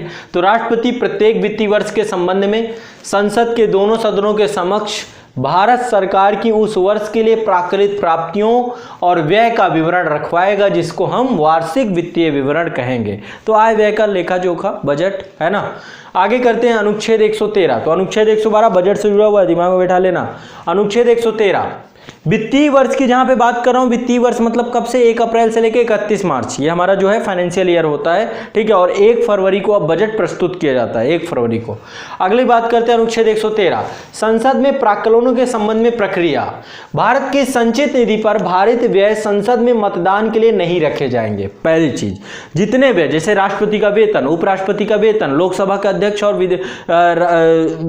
राज्यसभा के सभापति, इनका जो वेतन है, तो ये सब जितने भी भारत की संचित निधि पर भारित हैं, सीएजी की सैलरी, ये सब जो है भारत की संचित निधि पर भारित हैं। तो ये कहा है संसद में मतदान के लिए नहीं रखे जाएंगे, इन पे मतदान नहीं होगा, ध्यान रखिएगा, मुख्य अंतर है। ठीक है, व्यय से संबंधित अन्य प्राक्कलनों को लोकसभा के समक्ष अनुदानों मांगों के रूप में रखे जाएंगे। लोकसभा किसी मांग की अनुमति में दे या ना दे। ठीक है, अब यहां पर एक चीज ध्यान रखिएगा, अब अच्छे से चीजों को ध्यान रखिए, ज़्यादा परेशान होने की जरूरत नहीं है, सब आसान है, बहुत कठिन नहीं है।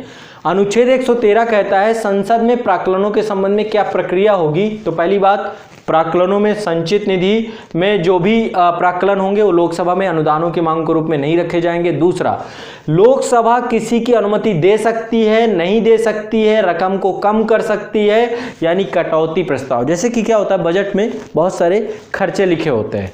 अब वो खर्चे लिखे हैं, लिखने के बाद लोकसभा के पास गए, विनियोग विधेयक लेकर के आया गया, जिसके तहत पैसे की जरूरत हुई। तो यदि लोकसभा को लगता है कि पैसा आवश्यक है तो दे देगी अनुमति, उसे लगता है कि ज़्यादा पैसा है तो कटौती कर देगी, है ना, या अनुमति रोक देगी, अर्थव्यवस्था में उसे लगेगा। तो देखिए, अब एक बार थोड़ा बजट के बारे में आपको चर्चा करता हूँ। बजट 6 चरणों से गुजरता है। जब बजट बनता है तो बजट 6 चरणों से गुजरता है। सबसे पहले बजट का प्रस्तुतिकरण किया जाता है, जिसको आप बजट भाषण कहते हैं। वित्त मंत्री के द्वारा एक बजट भाषण किया जाता है। उससे पहले नवंबर के महीने से ही बजट बनना चालू हो जाता है। ठीक है, वित्त मंत्रालय के कर्मचारियों के द्वारा जो है मिल करके एक स्पेशल कमेटी बनाई जाती है और उसका काम होता है बजट निर्माण का। ठीक है, तो ये बड़ा गुप्त होती है पूरी प्रक्रिया। तो बजट निर्माण होता है, फिर उसको बजट का प्रस्तुतिकरण किया जाता है।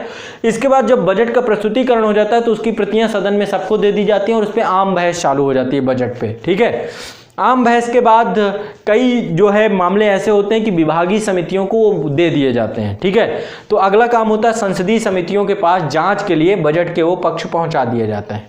जब एक बार जांच होकर के समितियों के द्वारा रिपोर्ट दे दी जाती है तो फिर अनुदानों में मांग चालू हो जाती है कि भैया ये पैसा, इतना पैसा इस पे किया गया है, तो अनुदानों की मांग प्रारंभ हो जाती है। और अनुदानों की मांग के लिए विनियोग विधेयक पारित करवाने होते हैं, और विनियोग विधेयक जब पारित होते हैं उसके बाद वित्त विधेयक भी पारित होते हैं। विनियोग विधेयक पारित होते हैं, धन विधेयक पारित होते हैं, वित्त विधेयक पारित होते हैं, और अनुदान की मांगों पर कटौती प्रस्ताव लेकर आए जाते हैं। ठीक है। तो संसद जब अनुदान की मांग हो रही होती है तो उसमें कटौती करती है। 3 प्रकार के कटौती प्रस्ताव होते हैं। पहला होता है नीतिगत कटौती। नीतिगत कटौती मतलब कई बार ऐसे पॉलिसी होती है, इसे पॉलिसी कट भी कहते हैं। कई बार ऐसी पॉलिसी होती है जिससे सदन जो है सहमत नहीं होता है, तो ऐसी कंडीशन में नीति के प्रति असहमति होती है और इसमें 1 रुपए की कटौती दी गई। इसमें क्या होता है, जो अनुदान की मांग होती है उसकी राशि 1 रुपए कर दी जाती है। अनुदान की पूरी राशि 1 रुपए, पूरी की पूरी नीति खत्म हो जाती है ना। 1 रुपए इसलिए कम से कम कुछ सम्मान बना रहे, 0 अच्छा नहीं लगता है। तो पूरी की पूरी नीतिगत कटौती, पूरी की पूरी उस पॉलिसी का पैसा खत्म हो जाता है और इसको नीतिगत कटौती के तौर पे रखते हैं। दूसरा होता है आर्थिक कटौती। कई बार होता है कि लगता है कि ये जो खर्चा किया जा रहा है ये खर्चा कहीं ना कहीं पे ज़्यादा ना हो जाए। कई बार आप अपने घर के बजट से समझ सकते हो, आपके भी घर में आपकी माताजी या पिताजी जो आपका सांसद है उनके द्वारा जो है विभिन्न मामलों की कटौती कर देते हैं। आप कह रहे हैं कि मुझे ये चाहिए वो चाहिए, सब मना कर देते हैं कि नहीं कुछ नहीं मिलेगा तुमको। ठीक है, आपने कहा मुझे नया फ़ोन चाहिए, बोले इस बार हमारा अभी जैसे लॉकडाउन लगा है या फिर कोरोना महामारी दुनिया भर का संकट है, तो अब लोग जो है खर्चे सारे रुक गए, है ना। तो कहीं ना कहीं पे आर्थिक कटौती का मतलब ये है कि मांग की राशि से एक निश्चित सीमा तक पैसा कट कर दिया जाता है, एक मुश्त रकम कट कर दी जाती है इसमें। तीसरा होता है सांकेतिक कटौती। तो इसमें क्या होता है, मांग की राशि में 100 रुपए कम कर दिए जाते हैं। तो सांकेतिक ये भी मतलब नीति से असहमति ये भी है, तो सांकेतिक कटौती में 100 रुपए की कमी की जाती है। तो 3 प्रकार की कटौतियां होती हैं और जो कि अब आप शायद समझ गए हो चीज़ों को। बजट के तहत पूरी की पूरी प्रक्रिया होती है। बजट में कुछ नहीं, आय व्यय का विवरण है, कितना पैसा कहाँ से आएगा, कितना पैसा कहाँ जाएगा, ठीक है। और जो जाएगा उस पर बड़ी नज़र रखता है संसद। पैसा ऐसे थोड़े निकाल सकते, भारत की संचित निधि से पैसा निकालना बड़ा कठिन है। उसके लिए संसद में विनियोग विधेयक लाना पड़ेगा और फिर जाकर संसद जब पारित कर देगी, पारित करने के बाद वो पैसा जो है निकलेगा, ठीक है। तो इतना आसान नहीं होता है और संसद में पूरी बहस होती है प्रॉपर, ठीक है। आगे बढ़ते हैं। इसके लिए 2 समितियां भी आपकी, एक लोक लेखा समिति है, दूसरी एस्टीमेट प्राक्कलन समिति है। उनका काम रहता है इन चीज़ों को ध्यान रखना और सीएजी का ऑफिस रहता है, वो उनसे जुड़ाव रखता है। अनुच्छेद 114, अनुच्छेद 113 समझा दिया, अनुच्छेद 114 पे आते हैं। विनियोग विधेयक, अनुच्छेद 114 में एप्रोप्रिएट बिल या फिर विनियोग विधेयक के बारे में बात किया गया है। भारत की संचित निधि से धनराशियों के विनियोग के लिए विनियोग विधेयक निकाले, मतलब एक तरीके से समझिए कि एटीएम से पैसा निकालना है तो उसके लिए आपको कार्ड लगाना पड़ेगा, पिन कार्ड डालना पड़ेगा। तो यहाँ पे सदन में क्या कार्रवाई है, संचित निधि से पैसा चाहिए तो विनियोग विधेयक लेकर आइए और विनियोग विधेयक पारित हो गया तो आपका पिन करेक्ट हो गया तो आप पैसा एटीएम दे देगा। वैसे ही संसद की कार्रवाई है, समझ रहे होंगे मेरी बात को। तो विनियोग विधेयक भारत की संचित निधि से धनराशियों के विनियोग के लिए विधेयक लाया जाता है। इसके बाद अनुच्छेद 115, अब इसमें कुछ अनुदान है। देखो कई बार अनुपूरक अनुदान क्या है ये मैं आपको समझाता हूँ। अनुपूरक अनुदान, अतिरिक्त अनुदान और अधिक अनुदान। इसके अलावा 3 अनुदान और है, लेखानुदान, प्रत्यानुदान और अपवादानुदान। ये 6 प्रकार के अनुदान आपको समझने चाहिए। सबसे पहले क्या होता है, कई बार बहुत सारी हम पॉलिसी बनाते हैं और बहुत सारे व्यय निर्धारित करते हैं, ठीक है, बहुत सारे खर्चे निर्धारित करते हैं और खर्चे निर्धारित करने के दौरान हम देखते हैं कि जैसे मान लीजिए ये वित्त वर्ष है, इस वित्त वर्ष के लिए जो बजट है उस दौरान जो है खर्चे जो है बहुत सारे किसी मान लीजिए स्वास्थ्य विभाग को लेकर के, मान लीजिए कोई अस्पताल निर्माण, एम्स के निर्माण के लिए एक बजट में राशि बनाई गई, ठीक है। अब वो राशि के तहत आप देखें कि उस साल जो है प्राधिकृत राशि जो जितनी राशि थी वो राशि कम पड़ गई, ठीक है, और कम पड़ने के अपर्याप्त पाई जाती है तो अनुपूरक अनुदान, यानी कि थोड़ा सा पैसा और चाहिए। कई बार ऐसी योजनाएं लाई जाती हैं जो उसी वित्त वर्ष में पूर्ण होती हैं और उसी वित्त वर्ष में ऐसा प्रतीत होता है कि पैसा कम है तो अनुपूरक अनुदान लाया जाता है सदन में, ठीक है, अनुपूरक अनुदान का बिल आता है। इसके बाद अतिरिक्त अनुदान। अतिरिक्त अनुदान में ये होता है कि बजट में किसी नई सेवा के संबंध में व्यय परिकल्पित ना किया गया हो और उससे जुड़ा हुआ चालू वित्त वर्षों के दौरान अतिरिक्त व्यय की व्यवस्था उत्पन्न हो गई हो।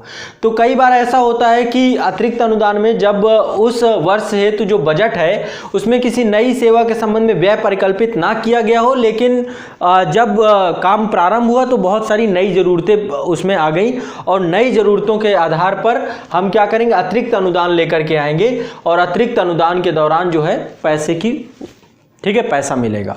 तीसरा, ये सब पैसे की प्राप्ति को लेकर के है, ठीक है। मैं आसान भाषा में आपको समझा रहा हूं कि जैसे मान लीजिए कोई हॉस्पिटल बनना शुरू हुआ, हॉस्पिटल बन रहा है, उसके लिए एक पैसा निर्धारित किया गया कि इतने पैसे में बन जाएगा, लेकिन यदि वो पैसा पर्याप्त पाया जाता है तो अनुपूरक अनुदान आ जाएगा। मेरे अस्पताल के साथ साथ ये रहा कि चलो एक यहाँ पे एक जो है हरा भरा घास का मैदान भी बना देते हैं ताकि थोड़ा यहाँ पर बैठेंगे, एक पार्क बना देते हैं या कुछ ऐसा आसपास बना देते हैं, या फिर आसपास जो है मेडिकल स्टोर या कुछ ऐसी फैसिलिटीज़ डेवलप कर देते हैं, या कोई एक इंस्टीट्यूट बना देते हैं, मेडिकल कॉलेज पे डेवलप कर देते हैं, कुछ भी ऐसा करते हैं जो बजट में नहीं था लेकिन आपने उस समय उसको नई सेवा के तौर पे जोड़ दिया जो उससे जुड़ी हुई है। तो ऐसी कंडीशन में अतिरिक्त अनुदान लिया जाएगा। अतिरिक्त पैसा, अनुदान मतलब है ना अतिरिक्त पैसा, संसद देगी, सारा काम संसद का है। इसका अधिक अनुदान, अधिक अनुदान में क्या होता है, कई बार जो है कोई योजना बड़ी लंबी चलती है। मान लीजिए इस बजट में कोई योजना प्रारंभ हुई और 2-3 बजट तक चली, 2-3-4 साल तक चली। ऐसी कंडीशन में इस बजट में जितना पैसा बनाया गया था वो पैसा जो है मान लीजिए उस योजना के लिए पर्याप्त नहीं पाया जाता, तो चालू वित्त वर्ष से जुड़ी हुई योजना नहीं होती है। किसी ऐसे वित्त वर्ष में प्रारंभ की गई और आगे चल के किसी अन्य वित्त वर्ष तक पहुंच गई, तो ऐसी कंडीशन में अधिक अनुदान की व्यवस्था कराई जाती है।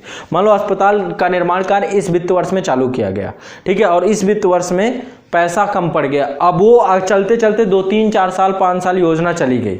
अब जब 2-3-4 साल 5 साल योजना चली गई और उसमें ऐसा प्रतीत हुआ कि इसमें ज़्यादा खर्च हो गया है, जितना प्राकलन किया गया था, जितना एस्टिमेट किया गया था, जितना बजट में किया गया तो उससे ज़्यादा हो रहा है, तो ऐसी कंडीशन में क्या होगा, अधिक अनुदान की व्यवस्था की बात की जाएगी। तो आप शायद निश्चित तौर पर अनुपूरक अनुदान क्या है, अतिरिक्त अनुदान क्या है, अधिक अनुदान क्या है, इसको अच्छे से समझ गए होंगे। ठीक है, बजट में सेवा के लिए निर्धारित रकम से ज़्यादा रकम व्यय हो जाती है, वित्त वर्ष के बाद संसद की मंजूरी चाहिए होती है इसकी। तो ये हो गए तीनों प्रकार के अनुदान। अनुच्छेद 115। अब अनुच्छेद 116 में आते हैं, लेखानुदान। लेखानुदान क्या है, बोर्ड ऑन क्रेडिट।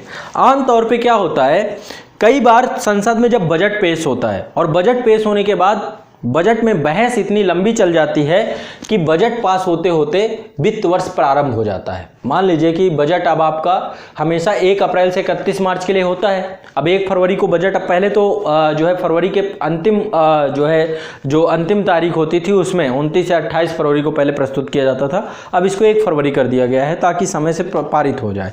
लेकिन बजट पारित होते होते मई का महीना तक लग जाता है, मई जून तक चला जाता है। तो ऐसी कंडीशन में सदन को चलाने के लिए पैसा चाहिए, देश को चलाने के लिए पैसा चाहिए। अब क्योंकि बजट पारित नहीं हुआ है, तो ऐसी कंडीशन में यदि बजट पारित नहीं हो पाया तो देश का सारा काम धाम रुक जाएगा, खर्चे, सबकी सैलरी, हर चीज़ है। तो जब बजट पारित नहीं हुआ तो ऐसी कंडीशन में एक व्यवस्था कर दी गई है लेखानुदान की। बजट पारित होने से पहले चालू वित्त वर्ष के लिए अग्रिम देय के तौर पे है कुछ पैसा, यानी कि टोटल बजट के 1/3 के आसपास पैसा दिया जा सकता है। तो ये लेखानुदान है, बाद में इसको मेंटेन कर दिया जाएगा बजट में। ठीक है, तो ये हो गया लेखानुदान, बोर्ड ऑन क्रेडिट। एक होता है प्रत्यानुदान। प्रत्यानुदान क्या है, एक तरीके से आकस्मिक, जब कभी आपातकालिक जरूरत पड़ जाए। ठीक है, तो जब किसी सेवा या मद के लिए आकस्मिक रूप से धन की अत्यधिक या तुरंत आवश्यकता होती है, तो इसको आसान तरीके से मैं समझाऊं तो लोकसभा के द्वारा कार्यपालिका को ब्लैंक चेक दे दिया जाता है। ब्लैंक चेक कि भैया रकम भर लो, कितना पैसा चाहिए, वो काम उसका होता है। तो प्रत्यानुदान ऐसा पैसा होता है जब इमरजेंसी होती है, आपातकाल लगता है या कोई आकस्मिक परिस्थितियां होती, जैसे अभी कोरोना महामारी, ये भी एक आकस्मिक परिस्थिति रही। तो जब भी कोई आपदा आती है, आपदा की घड़ी पे प्रत्यानुदान की व्यवस्था होती है। ठीक है, अगला बात करते हैं, नेक्स्ट है अपवादानुदान। अपवादानुदान विशेष प्रयोजन से जुड़े हुए होते हैं और वर्तमान की वित्तीय व्यवस्था से जुड़ाव नहीं रखते। कई बार मैं कहूँ, आसान भाषा में समझाऊं, जो देश की जैसे गुप्तचर जो है हमारे, या देश की डिफेंस प्रणाली से जुड़े हुए गुप्तचर, कोई ऐसी योजना भारत सरकार की है तो इसके लिए अपवादानुदान रहता है और सदन में इसकी भी मंजूरी मिलती है। तो ये 6 प्रकार के अनुदान मैंने आपको बताए, अनुपूरक अनुदान, ठीक है, अतिरिक्त अनुदान, अधिक अनुदान, लेखानुदान, प्रत्यानुदान, अपवादानुदान। कटौतियां आपने पढ़ ली, मैंने आपको नीतिगत कटौती, आर्थिक कटौती और सांकेतिक कटौती, सारी चीजें अच्छे से पढ़ा दी। अब आते हैं अनुच्छेद 117 पे, आर्टिकल 117। अनुच्छेद 117 वित्त विधेयक से जुड़ा हुआ है। अनुच्छेद 110 धन विधेयक से जुड़ा हुआ है। धन विधेयक और वित्त विधेयक दोनों में अंतर नहीं है ज़्यादा। सभी धन विधेयक वित्त विधेयक हैं, सभी धन विधेयक, लेकिन सभी वित्त विधेयक धन विधेयक नहीं है भाई, नहीं है। तो वित्त विधेयक के बारे में विशेष उपबंध किया गया अनुच्छेद 117 में। वह विधेयक जो वित्तीय मामलों में जैसे राजस्व व्यय से संबंधित होता है, इसमें आगामी वित्त वर्ष में किसी नए प्रकार के कर लगाने या कर से संशोधन आदि संबंधित विषय होते हैं। ठीक है, 3 प्रकार के होते हैं वित्त विधेयक। पहला अनुच्छेद 110 में धन विधेयक भी वित्त विधेयक ही है। अनुच्छेद 117(1) में वित्त विधेयक श्रेणी 1, अनुच्छेद 117(3) में वित्त विधेयक श्रेणी 2। इसके बारे में चर्चा की जाती है। अब एक चीज ध्यान रखिए, कौन सा विधेयक धन विधेयक होगा या नहीं होगा, इसका अधिकार किसको प्राप्त है? लोकसभा के स्पीकर को, अध्यक्ष को। ठीक है, वो प्रमाणित कर देगा तो कोई भी वित्त विधेयक धन विधेयक बन जाएगा। ठीक है, तो कहीं ना कहीं पे आसान भाषा में समझाएं कि ये भी जो है धन विधेयक के विषयों से ही जुड़ा होता है। वित्त विधेयक भी धन विधेयक के विषयों से जुड़ा होता है, लेकिन लोकसभा के अध्यक्ष द्वारा उसे धन विधेयक बना दिया जाता है। और कहीं ना कहीं पे सभी धन विधेयक वित्त विधेयक होते हैं, परंतु वे ही वित्त विधेयक धन विधेयक होते हैं जिनका उल्लेख अनुच्छेद 110 में किया जाता है। ठीक है, ये ध्यान रखना है। वित्त विधेयक श्रेणी 1 और श्रेणी 2 में थोड़ा सा राज्यसभा को भी पावर हो जाती है। राज्यसभा इनको 14 दिन से अतिरिक्त वहाँ स्थापित भी हो सकते हैं, प्रारंभ भी हो सकते हैं, और राष्ट्रपति राज्यसभा उस पर संशोधन भी कर सकती है। तो राज्यसभा धन विधेयक में केवल लोकसभा को पावर है, वित्त विधेयक में राज्यसभा के पास भी पावर होती है फाइनेंस बिल में। तो 2 कैटेगरी है, श्रेणी 1 श्रेणी 2। अनुच्छेद 118 प्रक्रिया के नियम है ना। संविधान के उपबंधों के अधीन रहते हुए प्रत्येक सदन अपने सदन की कार्रवाई के लिए नियम बना सकता है, कार्य संचालन के लिए नियम बना सकता है, और राष्ट्रपति, सभापति और अध्यक्ष के परामर्श से प्रक्रिया के नियम बनाता है जब कोई ज्वाइंट सेशन होता है उसको लेकर के। ठीक है, तो अनुच्छेद 118 जो है प्रक्रिया के नियम से जुड़ा हुआ है। अनुच्छेद 119 में संसद में वित्तीय कार्य संबंधी प्रक्रिया का विधि द्वारा विनियमन, इसके बारे में चर्चा की गई है। अनुच्छेद 119 में संसद में वित्तीय कार्य संबंधी प्रक्रिया का विधि द्वारा विनियमन। ठीक है, कोई भी वित्तीय कार्य प्रक्रिया होगी उसका विधि द्वारा विनियमन किया जाएगा। अनुच्छेद 119। अनुच्छेद 120 संसद में प्रयोग की जाने वाली भाषा, तो अनुच्छेद 348 तुरंत दिमाग में याद आ जाता है। अनुच्छेद 120 में संसद में प्रयोग की जाने वाली भाषा के बारे में चर्चा की गई है, जिसमें अनुच्छेद 348 के उपबंधों के अधीन रहते हुए संसद का कार्य हिंदी एवं अंग्रेजी भाषा में किया जाएगा। सभापति एवं अध्यक्ष, ठीक है, यदि कोई व्यक्ति संसद के अंदर है जो कि अपनी अभिव्यक्ति नहीं कर पा रहा है हिंदी और अंग्रेजी में, तो जो सभापति और अध्यक्ष हैं उसे अनुमति दे सकते हैं अपनी स्थानीय मातृभाषा में बात करने की। ठीक है, तो आमतौर पे हिंदी और अंग्रेजी को ही किया गया है, और ये भी शुरुआत में कहा गया था कि केवल 15 वर्ष के लिए होगा, 15 वर्ष बाद अंग्रेजी को विलोप कर दिया जाएगा, लेकिन अभी तक ये अवधि बढ़ाते ही चले जा रहे हैं। ठीक है, अनुच्छेद 121 है संसद में चर्चा पर निर्बंधन। देखो अनुच्छेद 21 में यह है कि जो न्यायपालिका है, न्यायपालिका वो सुप्रीम कोर्ट हो, हाई कोर्ट हो, उसके न्यायाधीशों के बारे में, उनके कर्तव्यों के निर्वहन के बारे में, किसी भी प्रकार के उनके आचरण के बारे में चर्चा सदन में नहीं हो सकती है। यानी न्यायपालिका के जो न्यायाधीश हैं उनके बारे में कोई भी चर्चा कहाँ नहीं होगी? सदन में नहीं होगी। ठीक है, तो न्यायपालिका पृथक हो गई इस तरीके से। अनुच्छेद 122 में न्यायालयों के द्वारा संसद की कार्रवाइयों की जांच नहीं की जाएगी। ठीक है, तो एक दूसरे को विधायिका और न्यायपालिका ने अपने आप को सेव कर लिया है। अनुच्छेद 122 में न्यायालयों में संसद की कार्रवाई की जांच नहीं, दोनों सुप्रीम बॉडी हैं, न्यायपालिका भी सुप्रीम बॉडी है और यहाँ पे संसद भी सुप्रीम बॉडी है। तो आपको एक दूसरे के ऊपर विश्वास करना पड़ेगा, ट्रस्ट करना पड़ेगा, और एक दूसरे की गरिमा को बनाए रखना पड़ेगा। और ऐसा माना जाता है कि दोनों सदन, तो संसद भी एक न्यायपालिका का काम करता है अपने सदस्यों के लिए। अध्यक्ष के पास विशेष राइट्स होते हैं सदन की अवमानना को लेकर, संसद के सदस्यों के अवमानना को लेकर, विशेषाधिकारों की रक्षा को लेकर के। ये सारे काम कौन कराता है? जो लोकसभा का अध्यक्ष होता है या स्पीकर होता है, अपने सदन के सदस्यों की पूरी जांच पड़ताल, देखरेख सारा कुछ करता है। अगला है अनुच्छेद 123, अध्याय 3 है राष्ट्रपति की विधायी शक्ति है इसमें अध्यादेश पारित करने के। देखिए आमतौर पे क्या होता है, कोई भी कानून तभी बन सकता है जब संसद के दोनों सदन उपस्थित हों, एक साथ चल रहे हों, तुरंत पहली सदन में पारित हो, दूसरे सदन में पारित हो और राष्ट्रपति के पास चला जाए। लेकिन कई बार ऐसी परिस्थितियां होती हैं कि जब दोनों सदन एक साथ नहीं चलते हैं और देश में कोई आपातकालिक स्थिति आ गई, तो ऐसी कंडीशन में राष्ट्रपति के पास एक विशेष अधिकार है अध्यादेश द्वारा कानून बनाने का। और ये जो अध्यादेश होता है इसको वही शक्ति प्राप्त होती है, वही महत्व प्राप्त होता है जो कि संसद के किसी कानून को प्राप्त होता है। समझ पा रहे हैं बात को? वही अधिकार वही प्राधिकार प्राप्त होता है। तो संसद के विश्रांति काल में अध्यादेश प्रख्यापित करने की राष्ट्रपति की शक्ति है। संसद के किसी भी एक सदन में विश्रांति काल में ऐसी परिस्थितियां विद्यमान हो जिसके कारण तुरंत कार्रवाई करना उसके लिए आवश्यक हो, अध्यादेश प्रख्यापित कर सकेगा, जो सदन के प्रारंभ होते ही 6 सप्ताह में पास होना अनिवार्य है। ठीक है, अब देखिए क्या होता है, जब भी कोई अध्यादेश पारित होता है, पारित होने के बाद सदन जैसे ही प्रारंभ होगा उसके 6 सप्ताह के अंदर अंदर उसे पारित करवा लेना अनिवार्य है। यानी कि किसी भी, अब देखिए एक चीज और ध्यान रखिए, ये हो गई न्यूनतम अवधि। कोई भी अध्यादेश न्यूनतम कितना जिंदा रह सकता है? 6 सप्ताह। यदि सदन में पारित नहीं हुआ अध्यादेश खत्म हो जाएगा। लेकिन एक चीज और है, राष्ट्रपति जब चाहे तो अध्यादेश वापस भी ले सकते हैं। लेकिन दोनों सदनों के चलने के बीच की अवधि, चाहे वो 2 सदन हैं आपके, राज्यसभा और लोकसभा, दो सदनों के चलने के बीच की अवधि के बीच में अंतर कितना हो सकता है? 6 महीने का अधिकतम। तो मान लीजिए कि राष्ट्रपति ने आज अध्यादेश पारित किया, 6 महीने बाद सदन बैठा, फिर उसके 6 सप्ताह बाद उसने पारित कर दिया, तो एक अध्यादेश की अधिकतम उम्र कितनी हो सकती है? 6 माह 6 सप्ताह। तो अधिकतम उम्र कितनी होगी? 6 माह 6 सप्ताह। तो सदन प्रारंभ होने के बीच में अधिकतम अंतर 6 माह का होता है, उसके आधार पर अध्यादेश की उम्र हो जाती है 6। और इसका वही महत्व होता है जो संसद द्वारा पारित कानून का होता है। ठीक है, तो अध्यादेश ये अनुच्छेद 123 1, 2, 3 याद रखना है इसको, ये है जो राष्ट्रपति के द्वारा कभी भी वापस भी लिया जा सकता है। अब चालू हो जाता है आपका न्यायपालिका। अनुच्छेद 124 से आपका न्यायपालिका प्रारंभ हो जाता है। चलिए आगे इसके बारे में चर्चा करते हैं। अनुच्छेद 124 अध्याय 4 है, संघ की न्यायपालिका है। उच्चतम न्यायालय की स्थापना एवं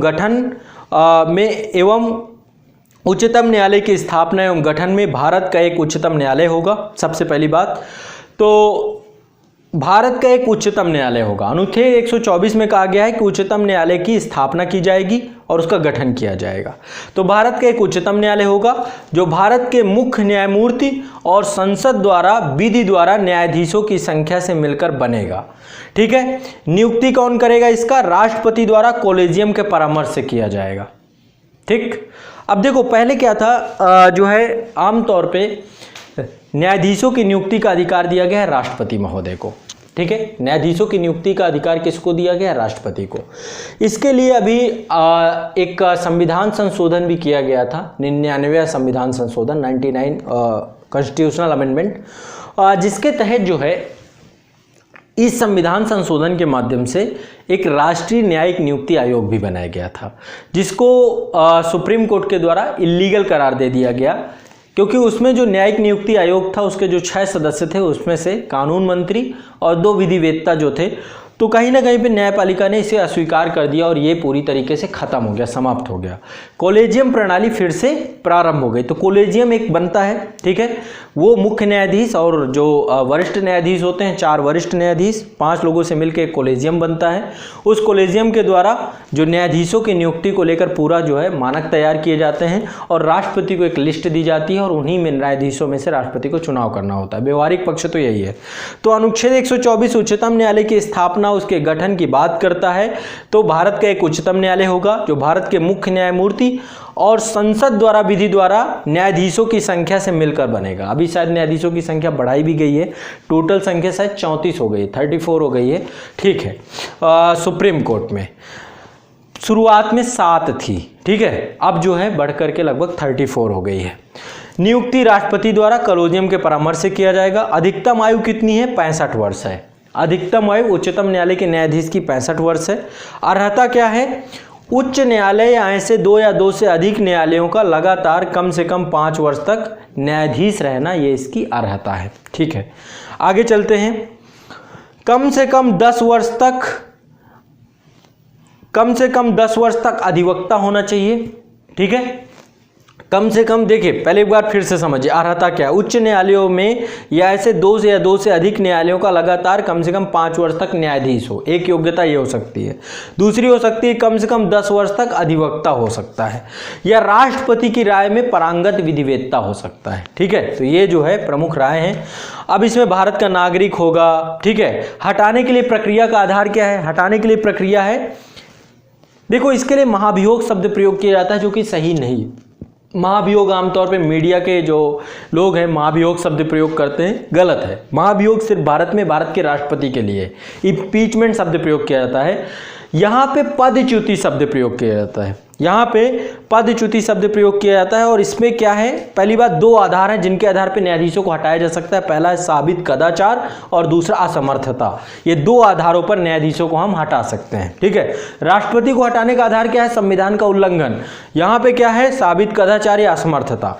तो संसद के प्रत्येक सदन द्वारा अपनी कुल सदस्य संख्या के बहुमत द्वारा उपस्थित और मतदान देने वाले सदस्यों के कम से कम 2/3 बहुमत द्वारा साबित समावेदन के द्वारा और राष्ट्रपति को उसमें अनुमति प्राप्त हो जाए तो किसी भी न्यायाधीश को पद से हटा दिया जाएगा। अभी तक कोई न्यायाधीश हटा नहीं है। अभी जस्टिस दीपक मिश्रा थे तो उनके लिए जो है राज्यसभा में ये प्रतिवेदन लाया गया था, लेकिन कहीं ना कहीं पे जो राज्यसभा के जो सभापति थे उन्होंने उसको डिटेन कर लिया था। तो कहीं ना कहीं पे अनुच्छेद 124 आप समझ पा रहे होंगे, ठीक है। तो इसमें एक चीज़ और ध्यान रखिएगा, शपथ राष्ट्रपति के द्वारा न्यायाधीशों की, और ये तीसरी अनुसूची में जो उच्चतम न्यायालय के न्यायाधीश होते हैं इनकी शपथ तीसरी अनुसूची में दी गई है और राष्ट्रपति के द्वारा करवाई जाती है, ठीक है, इस प्रारूप के अनुसार। अनुच्छेद 125 न्यायाधीशों के वेतन आदि दूसरी अनुसूची में भारत की संचित निधि में भारित है। न्यायाधीशों के वेतन कहाँ पे है, दूसरी अनुसूची में निर्दिष्ट है, भारत की संचित निधि पे भारित है, ठीक है।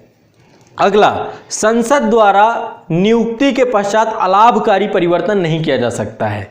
एक बार कोई न्यायाधीश नियुक्त हो गया तो संसद के द्वारा उसके विषय में अलाभकारी परिवर्तन नहीं किया जाएगा, ठीक है, भी ध्यान रखिएगा। इसके बाद आगे चलते हैं, अनुच्छेद 126 जब भारत के मुख्य न्यायाधीश का पद रिक्त हो या अनुपस्थित हो तो अपने पद के कर्तव्यों के निर्वहन करने में असमर्थ हो तो ऐसी स्थिति में राष्ट्रपति कार्यकारी मुख्य न्यायाधीश की नियुक्ति कर सकता है। तो अनुच्छेद 126 क्या है, कार्यकारी मुख्य न्यायाधीश की नियुक्ति के बारे में प्रावधान की बात करता है। इसके बाद अनुच्छेद 127 तदर्थ न्यायाधीशों की नियुक्ति की बात करता है। यदि जो है मुख्य न्यायाधीश को ऐसा प्रतीत होता है कि जो है गणपूर्ति नहीं है, कोरम नहीं है और सुप्रीम कोर्ट को चलाया नहीं जा सकता है, न्यायाधीशों की संख्या बहुत कम है, तो ऐसी स्थिति में राष्ट्रपति से परामर्श करके मुख्य न्यायमूर्ति तदर्थ न्यायाधीशों की, और ये तदर्थ न्यायाधीश कहाँ से होंगे, हाई कोर्ट से होंगे, जो योग्यता रख रहे होंगे सुप्रीम कोर्ट का न्यायाधीश बनने की, उनमें से कुछ न्यायाधीशों को तदर्थ न्यायाधीश के रूप में अस्थायी न्यायाधीश के तौर पे सुप्रीम कोर्ट पे रख सकते हैं, ठीक है। और उसके लिए जिस हाई कोर्ट से उन न्यायाधीशों का चुनाव किया जाएगा वहाँ के जो मुख्य न्यायमूर्ति होंगे उस राज्य के, उस हाई कोर्ट के, उनसे भी सलाह लेंगे मुख्य न्यायाधीश, ठीक है। तो ये पूरा का पूरा जो है सहमति के आधार पर काम किया जाएगा। आगे बढ़ते हैं, अनुच्छेद 128 आपका है उच्चतम न्यायालय के बैठकों में सेवानिवृत्त न्यायाधीशों की उपस्थिति, ठीक है। कई बार क्या है कि जो है यदि मुख्य न्यायाधीश को ऐसा प्रतीत होता है और उनको ज़रूरत पड़ती है तो वो राष्ट्रपति की पूर्व सहमति से उच्चतम न्यायालय के जो सेवानिवृत्त न्यायाधीश हैं उनको जो है पुनः सेवा में ले सकते हैं, ठीक है।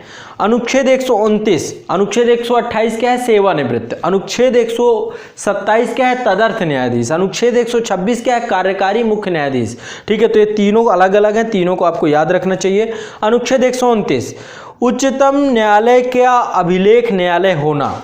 अभिलेख न्यायालय मतलब उच्चतम न्यायालय की जितनी भी कार्रवाइयाँ हैं सभी कार्रवाइयाँ लिखित तौर पे हों, उनका रिकॉर्ड हो, उनका एक लीगल महत्व हो, विधिक महत्व हो। इसके अलावा उच्चतम न्यायालय अपने अवमान का दंड दे सके, अपनी अवमानना के लिए दंड दे सके, तो एक कोर्ट ऑफ रिकॉर्ड होता है, ठीक है। उच्चतम न्यायालय क्या है, एक अभिलेख न्यायालय है जिसकी जितनी भी कार्रवाइयाँ होती हैं उन सबको लिपिबद्ध किया जाता है और उन्हें विधिक मान्यता प्राप्त होती है।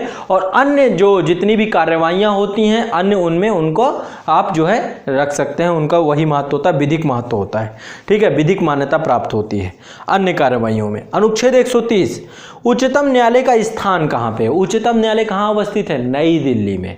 उच्चतम न्यायालय कहाँ अवस्थित है, नई दिल्ली में। लेकिन भारत का मुख्य न्यायाधीश राष्ट्रपति के अनुमोदन से समय समय पर विभिन्न स्थानों को नियत कर सकता है। और इसमें बड़ी चर्चा भी चल रही है कि कहीं ना कहीं पे चूँकि सुप्रीम कोर्ट की कोई ना तो खंडपीठ है, केवल और केवल दिल्ली में है, तो न्याय बड़ा दुर्लभ हो रहा है किन के लिए, जो बहुत गरीब हैं। जैसे भारत के जो बहुत दूर दराज के क्षेत्रों में रह रहे हैं, यदि वो नॉर्थ ईस्ट में रह रहे हैं, साउथ इंडिया में रह रहे हैं, तो सुप्रीम कोर्ट आना बड़ा महंगा पड़ रहा है। तो ऐसी कंडीशन में सुप्रीम कोर्ट का विकेंद्रीकरण होना चाहिए और इस पर बात भी चल रही है कि कई खंडपीठें स्थापित की जाए, चाहे वो महाराष्ट्र के मुंबई में हो, चाहे वो कोलकाता में हो, या साउथ में कहीं पे चेन्नई में हो। तो कम से कम ये होना भी चाहिए। लेकिन अभी नई दिल्ली ही स्थान है और उच्चतम न्यायालय के न्यायाधीश के पास ये पावर है कि वो इसके स्थान को बढ़ा सकती है। अगला है अनुच्छेद 131। अनुच्छेद 131 उच्चतम न्यायालय की आरंभिक अधिकारिता के बारे में है कि उच्चतम न्यायालय में कौन कौन से मामले प्रारंभ हो सकते हैं। अब इसको ध्यान से देखिए। सबसे पहले, यदि कोई ऐसा मामला है जिसमें एक पक्ष भारत सरकार है और दूसरा पक्ष क्या है, राज्य सरकार है, एक पक्ष भारत सरकार है और दूसरा पक्ष राज्य सरकार है, या दो से अधिक राज्यों के मध्य विवाद है, तो उस प्रारंभ कहां पे होंगे, वो सीधा प्रारंभ होंगे सुप्रीम कोर्ट के अंदर। ठीक है, बहुत सारे केसेस ऐसे हैं जो सीधा सुप्रीम कोर्ट में ही प्रारंभ होंगे।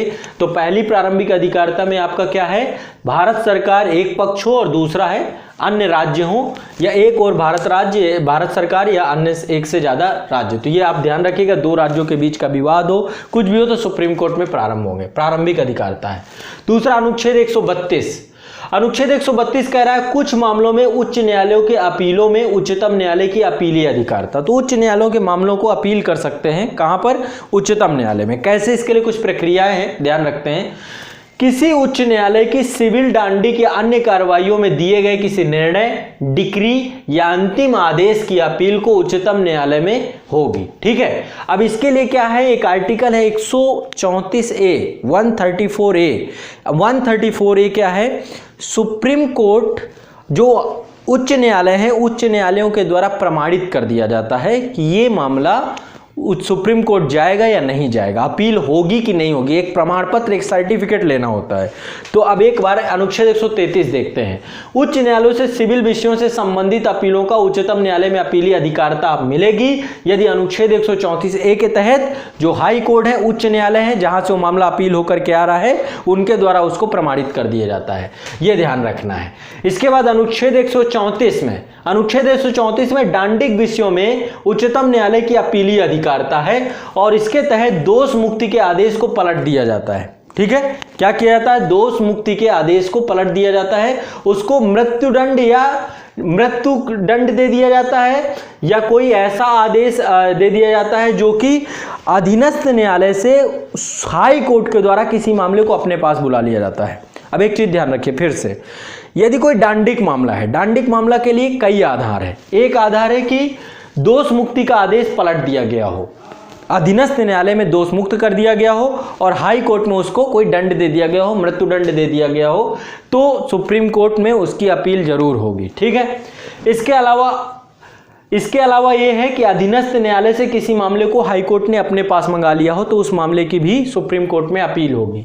इसके अलावा अनुच्छेद 134A के तहत हाई कोर्ट ने प्रमाणित कर दिया हो कि यह मामला अपीली अधिकारिता रखता है तो भी उस डांडिक मामले की, तो अनुच्छेद 134A का बहुत महत्व है। अनुच्छेद 134A याद रखिएगा। ठीक है, अनुच्छेद 134A क्या है, सुप्रीम कोर्ट में अपील के लिए प्रमाण पत्र, सुप्रीम कोर्ट में अपील के लिए प्रमाण पत्र हाई कोर्ट के द्वारा लिया जाता है।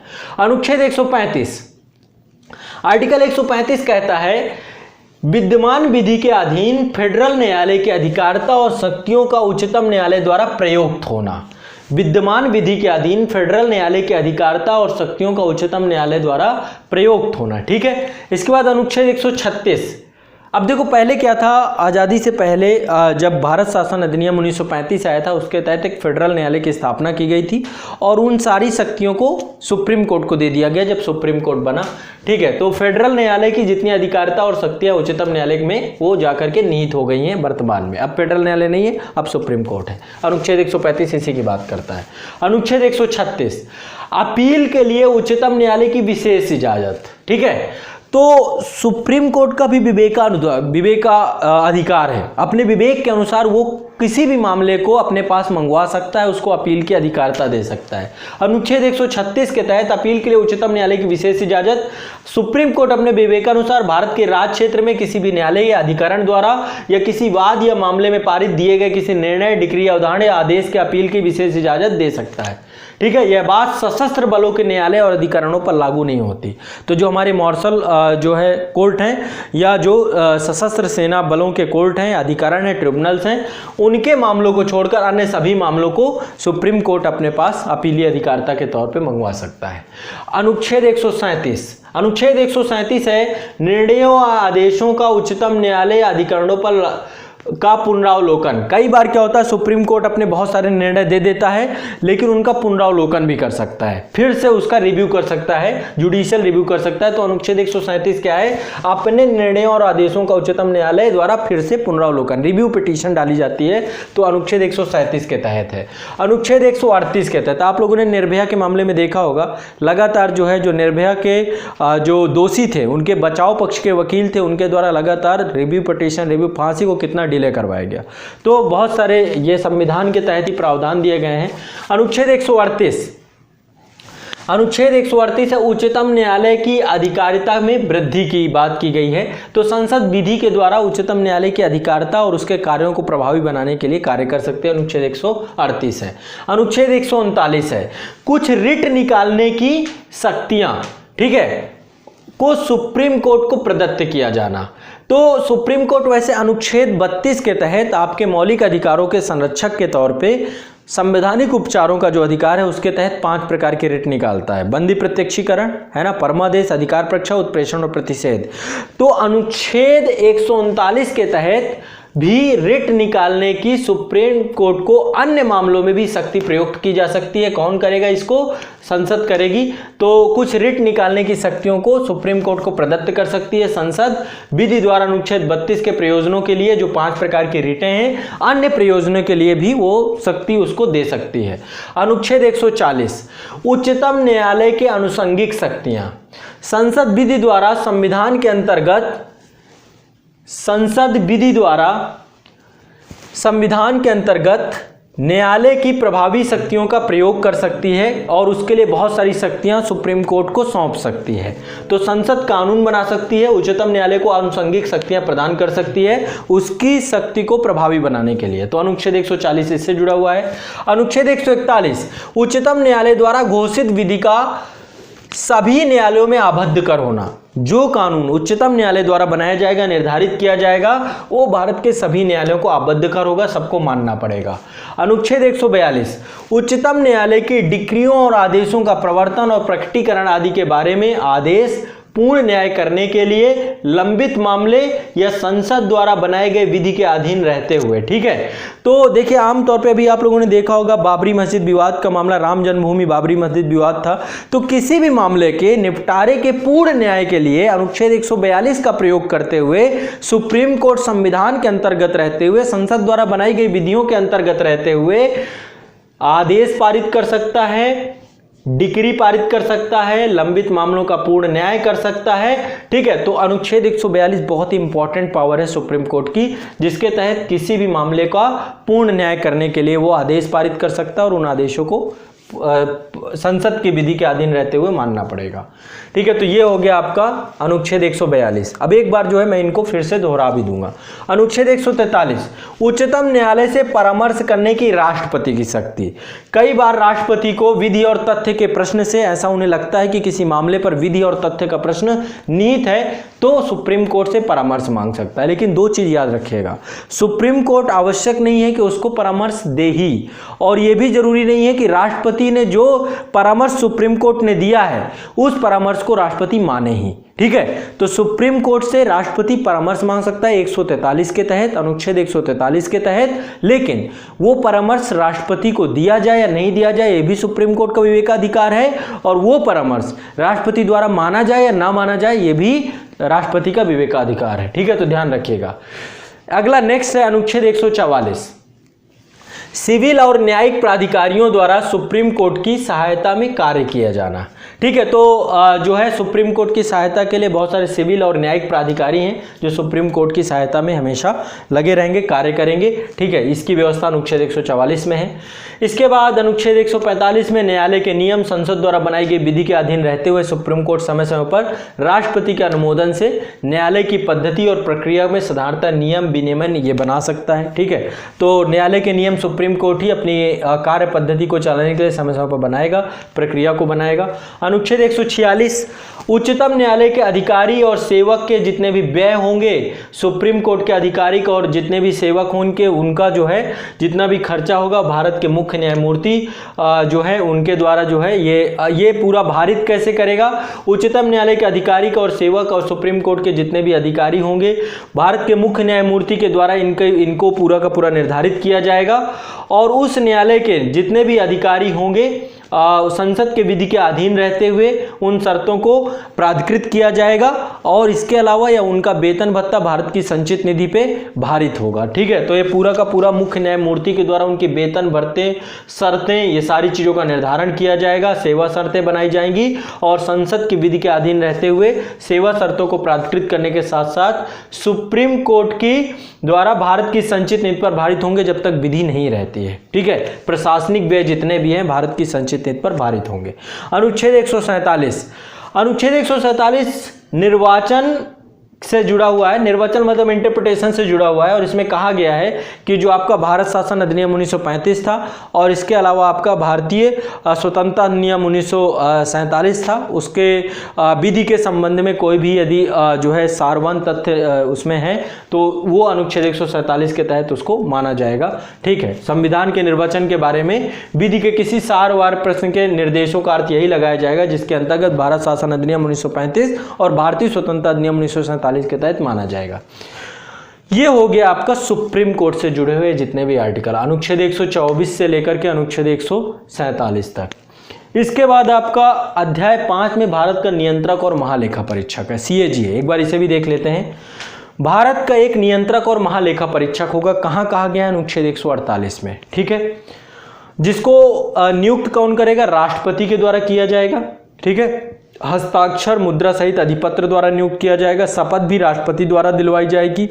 कहाँ है? तीसरी अनुसूची में इसका प्रारूप दिया गया है, उस प्रारूप के अनुसार। ठीक है, पद के दौरान कोई अलाभकारी परिवर्तन नहीं किए जाएंगे। पद के उपरांत संघ और राज्य के अधीन किसी भी पद पर CAG कार्य नहीं करेगा।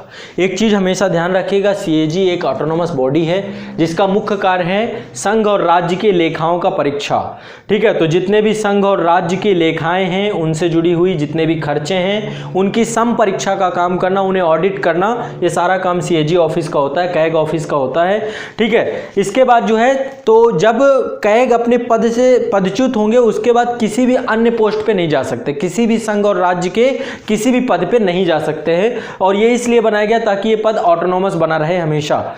ठीक है, इसके अलावा CAG के कार्यालय के प्रशासनिक व्यय भारत की संचित निधि पे भारित होते हैं, ये भी ध्यान रखिएगा। अनुच्छेद 149 है, नियंत्रक और महालेखा परीक्षक के कर्तव्य और शक्तियों के बारे में बात की गई है। तो CAG संघ और राज्यों के किसी अन्य प्राधिकारी और निकाय के लेखाओं के संबंध में अपने कर्तव्यों का पालन करता है, उनकी संपरीक्षा करता है और संसद द्वारा बनाई गई विधि के अधीन ही उन कार्यों को संपादित करता है। ठीक है, अनुच्छेद 150 कहता है संघ एवं राज्यों के लेखाओं के प्रारूप ऐसे होंगे जिन्हें राष्ट्रपति द्वारा CAG की सलाह पर विहित किया जाए। तो उनका ड्राफ्ट क्या होगा, किस ड्राफ्ट में वो संपरीक्षाएं रखी जाएंगी, उसके लिए CAG जो है राष्ट्रपति की सलाह से उसको निर्धारित करेंगे। अनुच्छेद 150 आर्टिकल 150 आर्टिकल 151 सम परीक्षा का प्रतिवेदन। CAG अपनी रिपोर्ट राष्ट्रपति को सौंपेगा और राष्ट्रपति उस रिपोर्ट को कहां रखवाएगा? संसद के पटल पर रखवाएगा। ठीक है, संसद के पटल पर रखवाएगा। और इसके साथ साथ अनुच्छेद 151 क्या है? सम परीक्षा प्रतिवेदन। CAG संघ के लेखाओं के प्रतिवेदन को राष्ट्रपति के समक्ष प्रस्तुत करेगा और राष्ट्रपति उसको संसद के प्रत्येक सदन पर रखवाएगा। राज्य के लेखाओं को राज्यपाल के समक्ष प्रस्तुत करेगा जो उसे राज्य के विधानमंडल के समक्ष प्रस्तुत करेगा। ठीक है, तो ये हो गया आपका CAG ऑफिस। अब एक बार मैं पहले इतने आर्टिकल आप लोगों को एक बार फिर से मैं रिपीट करूंगा, ध्यान से सुनिएगा एक एक चीज को बहुत क्विकली। अनुच्छेद 79 से प्रारंभ किया था संसद के गठन के बारे में बात है। अनुच्छेद 80 में राज्यसभा की संरचना के बारे में बात है। अनुच्छेद 81 में लोकसभा की संरचना के बारे में बात है। अनुच्छेद 82 में प्रत्येक जनगणना के बाद राज्यों में लोकसभा के स्थानों एवं उनके प्रादेशिक निर्वाचन क्षेत्रों में विभाजन की बात है। अनुच्छेद 83 में संसद के दोनों सदनों की अवधि के बारे में चर्चा की गई है। अनुच्छेद 84 में संसद सदस्यों की अर्हता के बारे में चर्चा की गई है। अनुच्छेद 85 में संसद के सत्र, सत्रावसान, विघटन, आहूत और सत्रावसान के बारे में चर्चा की गई है। बताया गया है कि राष्ट्रपति के द्वारा कार्य किए जाएंगे। अनुच्छेद 86 में संसदों में अभिभाषण और उनको संदेश भेजने का राष्ट्रपति के अधिकार के बारे में चर्चा की गई है। अनुच्छेद 87 में राष्ट्रपति का विशेष अभिभाषण, इसके बारे में चर्चा की गई है। अनुच्छेद 88 में सदनों के बारे में मंत्रियों और महान्यायवादी के अधिकार के बारे में चर्चा की गई है। अनुच्छेद 89 में राज्यसभा का सभापति और उपसभापति, इससे संसद के जो अधिकारी हैं उसके बारे में चर्चा की गई है। अनुच्छेद 90 में उपसभापति का पद रिक्त होना, इसके बारे में चर्चा की गई है। पद त्याग और पद से हटाया जाना, क्या तरीके होंगे वो सारे बताए गए हैं। अनुच्छेद 91 में सभापति के कर्तव्यों का पालन करना या सभापति के रूप में कार्य करने के उपसभापति या अन्य व्यक्ति के शब्द के बारे में बात की गई है। अनुच्छेद 92 में जब सभापति या उपसभापति को पद से हटाने का कोई संकल्प विचाराधीन हो तो वो पीठासीन नहीं होगा, इसके बारे में चर्चा की गई है। अनुच्छेद 93 में लोकसभा के अध्यक्ष और उपाध्यक्ष के बारे में चर्चा की गई है। ठीक है, ये सारे आर्टिकल हैं, ध्यान से सुनेंगे तो आपको सब याद हो जाएंगे, कोई भी आर्टिकल, मैं इसीलिए रिवाइज करा रहा हूं। अनुच्छेद 93 में लोकसभा अध्यक्ष और उपाध्यक्ष के बारे में चर्चा की गई है। अनुच्छेद 94 में अध्यक्ष उपाध्यक्ष का पद रिक्त होना, पद त्याग और पद से हटाए जाने से जुड़ी हुई बातों पर चर्चा की गई है। अनुच्छेद 95 में अध्यक्ष के पद के कर्तव्यों के पालन करने और अध्यक्ष के रूप में कार्य करने के उपाध्यक्ष अन्य व्यक्ति की शक्ति के बारे में चर्चा की गई है। अनुच्छेद 96 में जब अध्यक्ष या उपाध्यक्ष को पद से हटाए जाने का कोई संकल्प विचाराधीन हो तो वो पीठासीन नहीं होगा, इसके बारे में चर्चा की गई है। अनुच्छेद 97 में सभापति और उपसभापति का अध्यक्ष और उपाध्यक्ष के वेतन और भत्ते के बारे में चर्चा की गई है।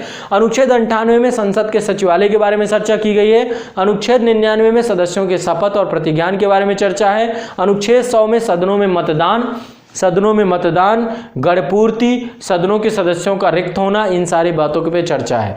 अनुच्छेद 101 में स्थानों का रिक्त होना, कैसे संसद सदस्यों का स्थान रिक्त हो जाएगा उसके बारे में चर्चा की गई है। अनुच्छेद 102 में सदस्यों के लिए निर्हताएं, क्या सदस्यों के निर्हताएं उसके बारे में चर्चा की गई है। अनुच्छेद 103 में सदस्यों के निर्हताओं से संबंधित प्रश्नों का विनिश्चय किसका होगा, इसके बारे में चर्चा की गई है। अनुच्छेद 104 में अनुच्छेद 99 के अधीन शपथ लेना या प्रतिज्ञा करने पहले अर्हित होते हुए, देखिए इस वीडियो को 2 से 3-4 बार सुनेंगे, आपको सब याद हो जाएगा, कुछ नहीं बचेगा। ये कभी भी ये आर्टिकल जो बड़े डरावने, बड़े भयावह लग रहे हैं, आपको आज से डर और भय खत्म हो जाएगा। इसीलिए मैं इसको बहुत ही बारीकी से, बहुत आसानी से समझा रहा हूँ। अनुच्छेद 104 में अनुच्छेद 99 के अधीन शपथ लेने, प्रतिज्ञान करने पहले अर्हित होने हुए, ठीक है, निर्हित किए जाने पर बैठने और मत देने, इसके बारे में बताया गया है कि शास्त्री का भागी होगा यदि वो बिना शपथ लिए हुए बैठता है। अनुच्छेद 105 संसदों के विशेषाधिकारों से जुड़े हुए हैं, ठीक है, शक्तियां, विशेषाधिकार, ये सब चीजों से अनुच्छेद 105 जुड़ा हुआ है। अनुच्छेद 106 सदस्यों के वेतन और भत्तों से जुड़ा हुआ है। अनुच्छेद 107 विधेयकों के पुनर्स्थापन पारित किए जाने के संबंध में उपबंधों से जुड़ा हुआ है। अनुच्छेद 108 कुछ दशाओं में दोनों सदनों की संयुक्त बैठक से जुड़ा हुआ है। अनुच्छेद 109 धन विधेयक के संबंध में विशेष प्रक्रिया से जुड़ा हुआ है। ठीक है, तो अनुच्छेद 109 धन विधेयक के संबंध में विशेष प्रक्रिया से जुड़ा हुआ है। अनुच्छेद 110 धन विधेयक की परिभाषा से जुड़ा हुआ है। अनुच्छेद 110 धन विधेयक की परिभाषा से। अनुच्छेद 111 राष्ट्रपति द्वारा विधेयकों की अनुमति से जुड़ा हुआ है। अनुच्छेद 112 वार्षिक वित्तीय विवरण, बजट से जुड़ा हुआ है। अनुच्छेद 113 संसद में प्राक्कलनों के संबंध में प्रक्रिया क्या होगी, ठीक है, कैसे कैसे प्राक्कलन रखे जाएंगे। अनुच्छेद 114 विनियोग विधेयक से है। अनुच्छेद 115 अनुपूरक अनुदान, अनुपूरक अनुदान के बाद अतिरिक्त अनुदान और अधिक अनुदान से जुड़ा हुआ है। अनुच्छेद 116 लेखानुदान, प्रत्यानुदान, अपवादानुदान से जुड़ा हुआ है। अनुच्छेद 117 वित्त विधेयकों से जुड़ा हुआ है। अनुच्छेद 118 प्रक्रिया के नियमों से जुड़ा हुआ है। अनुच्छेद 119 संसद में वित्तीय कार्य संबंधी प्रक्रिया विधि द्वारा विनियमित किया जाना, उससे जुड़ा हुआ है। अनुच्छेद 120 संसद में प्रयोग की जाने वाली भाषा है। अनुच्छेद 121 संसद में चर्चा पर निर्बंधन से जुड़ा हुआ है। अनुच्छेद 122 न्यायालयों द्वारा संसद की कार्रवाइयों की जांच नहीं किया जाना, इससे जुड़ा हुआ है। अनुच्छेद 123 अध्यादेश है, राष्ट्रपति के द्वारा, राष्ट्रपति की की विधायी शक्ति है। अनुच्छेद 124 से न्यायपालिका चालू हो जाता है। तो अनुच्छेद 124 में उच्चतम न्यायालय की स्थापना, उसका गठन के बारे में चर्चा की गई है। अनुच्छेद 125 में न्यायाधीशों के वेतन दूसरी अनुसूची में विनिर्दिष्ट होंगे, उसके बारे में चर्चा की गई है। अनुच्छेद 126 में भारत के मुख्य न्यायाधीश का पद रिक्त होना, अनुपस्थित होना, उसके बारे में चर्चा की गई है। अनुच्छेद 127 में तदर्थ न्यायाधीशों की नियुक्ति के बारे में चर्चा की गई है। अनुच्छेद 128 में उच्चतम न्यायालय की बैठकों, सेवानिवृत्ति न्यायाधीशों की उपस्थिति, इसके बारे में चर्चा की गई है। ठीक है, तो अनुच्छेद 128 क्या है देखिए, अनुच्छेद 126 है कार्यकारी मुख्य न्यायाधीश, ठीक है। अनुच्छेद 127 है तदर्थ न्यायाधीश, अनुच्छेद 128 है सेवानिवृत्त न्यायाधीश। इतना कम से कम की पॉइंट याद रखिएगा। अनुच्छेद 129 है उच्चतम न्यायालय का अभिलेख न्यायालय होना। अनुच्छेद 130 है उच्चतम न्यायालय के स्थानों का, कहां पे स्थान होगा उच्चतम न्यायालय का, अनुच्छेद 130 है। अनुच्छेद 131 है उच्चतम न्यायालय की आरंभिक अधिकारिता। ठीक है, कौन कौन से विषय जो उच्चतम न्यायालय पे ही प्रारंभ होंगे, जिसके तहत भारत सरकार और राज्यों से जुड़े हुए जो यदि विवाद हैं उनको उच्चतम न्यायालय में ही प्रारंभ हो गया। अनुच्छेद 132 है कुछ मामलों के उच्चतम न्यायालय की अपीलों का उच्चतम न्यायालय में अपीलीय अधिकारिता। तो अपीलीय अधिकारिता के लिए अनुच्छेद 134 से है, जिसके तहत सुप्रीम कोर्ट में अपील के लिए प्रमाण पत्र को हाई कोर्ट यदि देता है तो अपीलीय अधिकारिता होगी, चाहे वो सिविल मामला हो, डांडिक मामला हो या अन्य कार्रवाई हो। अनुच्छेद 133 है उच्चतम न्यायालय के सिविल विषयों से संबंधित अपीलों में उच्चतम न्यायालय की अपीलीय अधिकारिता। अनुच्छेद 134 है डांडिक विषयों में उच्चतम न्यायालय की अपीलीय अधिकारिता। अनुच्छेद 134 ए है सुप्रीम कोर्ट में अपील के लिए प्रमाण पत्र। अनुच्छेद 135 है विद्यमान विधि के अधीन फेडरल न्यायालय की अधिकारिता और शक्तियों का उच्चतम न्यायालय में प्रयोग होना। अनुच्छेद 136 है अपील के लिए उच्चतम न्यायालय की विशेष इजाजत। ठीक है, उच्चतम न्यायालय भी इजाजत दे सकता है। अनुच्छेद 137 है निर्णयों या आदेशों का उच्चतम न्यायालय द्वारा पुनरावलोकन। इसके बाद नेक्स्ट है आपका अनुच्छेद 138 उच्चतम न्यायालय की अधिकारिता में वृद्धि। अनुच्छेद 139 है कुछ रिट निकालने की शक्ति का सुप्रीम कोर्ट को प्रदत्त किया जाना। तो संसद ये कुछ रिट जितनी भी होती है अनुच्छेद 32 के तहत जो 5 रिटें हैं उनको अन्य मामलों में भी सुप्रीम कोर्ट चाहे तो संसद चाहे तो सुप्रीम कोर्ट को पावर दे सकती है। इसके बाद अनुच्छेद 140 उच्चतम न्यायालय की आनुषंगिक शक्तियां संसद विधि द्वारा संविधान के अधीन रहते हुए न्यायालय को प्रभावी बनाने हेतु तो उसके लिए बहुत सारे कानून बना सकती है, उसके लिए शक्तियां दे सकती है। अनुच्छेद 141 उच्चतम न्यायालय द्वारा घोषित विधि के सभी जो भी उच्चतम न्यायालय के द्वारा विधि घोषित की जाएगी सभी न्यायालयों को आबद्धकर होगी, सभी न्यायालयों को माननी पड़ेगी। अनुच्छेद 142 है उच्चतम न्यायालय की डिक्रियों और आदेशों के प्रवर्तन और प्रकटीकरण के बारे में आदेश, यानी पूर्ण न्याय प्राप्त कराने के लिए है ना किसी लंबित मामले के संसद द्वारा बनाए गए विधि के अधीन रहते हुए कोई डिक्री आदेश सुप्रीम कोर्ट क्या कर सकता है, पारित कर सकता है। इसके बाद अनुच्छेद 143 है उच्चतम न्यायालय के परामर्श करने की राष्ट्रपति की शक्ति है। ठीक है, अनुच्छेद 144 है सिविल और न्यायिक मामलों में सुप्रीम कोर्ट की सहायता का कार्य किया जाना। तो सिविल और न्यायिक प्राधिकारी जो होंगे सुप्रीम कोर्ट की सहायता करेंगे। अनुच्छेद 145 में न्यायालय के नियम है। ठीक है, इसके बाद अनुच्छेद 146 में उच्चतम न्यायालय के अधिकारियों, सेवक तथा व्यय इनसे जुड़ा हुआ है। अनुच्छेद 147 में इंटरप्रिटेशन है, निर्वचन के बारे में चर्चा है। ठीक है, इसके अलावा अनुच्छेद 148 है भारत का नियंत्रक और महालेखा परीक्षक से जुड़ा हुआ है। ठीक है, कि भारत का एक नियंत्रक और महालेखा परीक्षक होगा। अनुच्छेद 149 भी नियंत्रक और महालेखा परीक्षक के कर्तव्य और शक्तियों से जुड़ा हुआ है। अनुच्छेद 150 संघ एवं राज्यों के लेखाओं के प्रारूप, लेखाओं के ऐसे प्रारूप से जुड़ा हुआ है। तो ये जो है पूरा का पूरा अनुच्छेद 148 से 151 ये आपका कैग ऑफिस है, नियंत्रक और महालेखा परीक्षक है। 148 आपका सीएजी है, उसको लेकर के क्या शर्तें होंगी, कहां पे कैसे क्या नियुक्ति होगी उसके बारे में। और सीएजी का कार्यकाल 6 वर्ष का होता है, 65 वर्ष की उम्र या 6 वर्ष तक। ठीक है, 149 नियंत्रक और महालेखा के कर्तव्य और शक्तियां हैं। 150 संघ एवं राज्यों के लेखाओं का प्रारूप क्या होगा।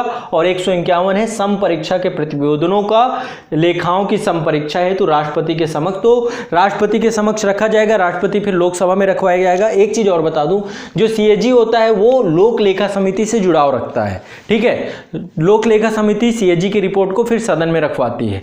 तो सीएजी की रिपोर्ट और लोक लेखा समिति ये दोनों आपस में जुड़े हुए हैं, कैग ऑफिस और सीएजी। सूची, ठीक है, ध्यान रखिएगा। ये जो एक 3 संसदीय समितियां प्रमुख हैं, पहली है प्राक्कलन समिति, लोकसभा की पूरे सदस्य लोकसभा के होते हैं 30 के 300 सदस्य। दूसरी है 22 सदस्य होते हैं लोक लेखा समिति, 15 और 7 का रेशियो होता है, 15 लोकसभा से 7 राज्यसभा से।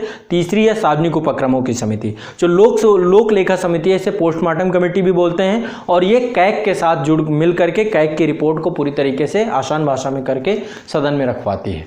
तो ये हो गए आपके पूरा का पूरा अनुच्छेद 79 से अनुच्छेद 151 तक। तो इस पूरे सेशन में यहीं तक करेंगे। इससे आगे मैं अगले वीडियो अगले पार्ट में लेकर के आऊंगा और आपको आगे पूरी चीजें अनुच्छेद 217 तक और भारत की संविधान की अनुसूचियां ये करूंगा। इसके बाद फिर एक पार्ट और आएगा जिसमें पूरा कंप्लीट हो जाएगा, ठीक है। निश्चित तौर पर पूरे वीडियो को 2 से 3-4 बार सुनेंगे तो आपको पूरे अनुच्छेद से लेकर के अनुच्छेद 79 से लेकर 151 तक अच्छे समझ में आ जाएंगे, कोई दिक्कत नहीं होगी। जल्दबाजी में हो सकता है कि कई बार जो है दिमाग से चीज़ें कुछ ऐसे डिस्टर्ब हुई हो, तो उसके लिए क्षमा है, ठीक है। उसके लिए कमेंट करिएगा कैसा लगा आपको ये सेशन और कितना कुछ सीखने को मिला। निश्चित तौर पे इसको 2-3-4 बार पढ़ेंगे तो आपको आनंद आ जाएगा। अब आपकी जिम्मेदारी है कि इसको भारत के सभी लोगों तक पहुंचाना है। इसका अगला पार्ट जल्द आएगा, मैं आप लोगों को अगला पार्ट लेकर आऊँगा। और इसी तरीके से जैसे इसमें सारे अनुच्छेदों के बारे में चर्चा की, संविधान के सभी अनुच्छेद आपके बड़े आसान हो जाएंगे, ठीक है। तो चलिए आप लोग आराम से अब इसको पूरा 2 से 3-4 बार देखिए। पहला पार्ट जरूर देख लीजिएगा, पहले पार्ट से जोड़कर ये दूसरा पार्ट है, फिर तीसरा पार्ट और फिर चौथा पार्ट, पूरा फाइनल हो जाएगा। आपको एक भी आर्टिकल ऐसा नहीं होगा जो आपको ना समझ में आए आसानी से, ठीक है। 2-3 बार सुनेंगे तो आपको आनंद आएगा, ठीक है। चलिए बहुत बहुत शुक्रिया, बहुत बहुत आभार। ऐसे जुड़े रहिए, मास्टर वीडियो को साझा जरूर करिए, ये आपकी जिम्मेदारी है। संविधान भारत के सभी नागरिकों तक पहुंचना चाहिए, ठीक है। चलिए शुक्रिया, धन्यवाद।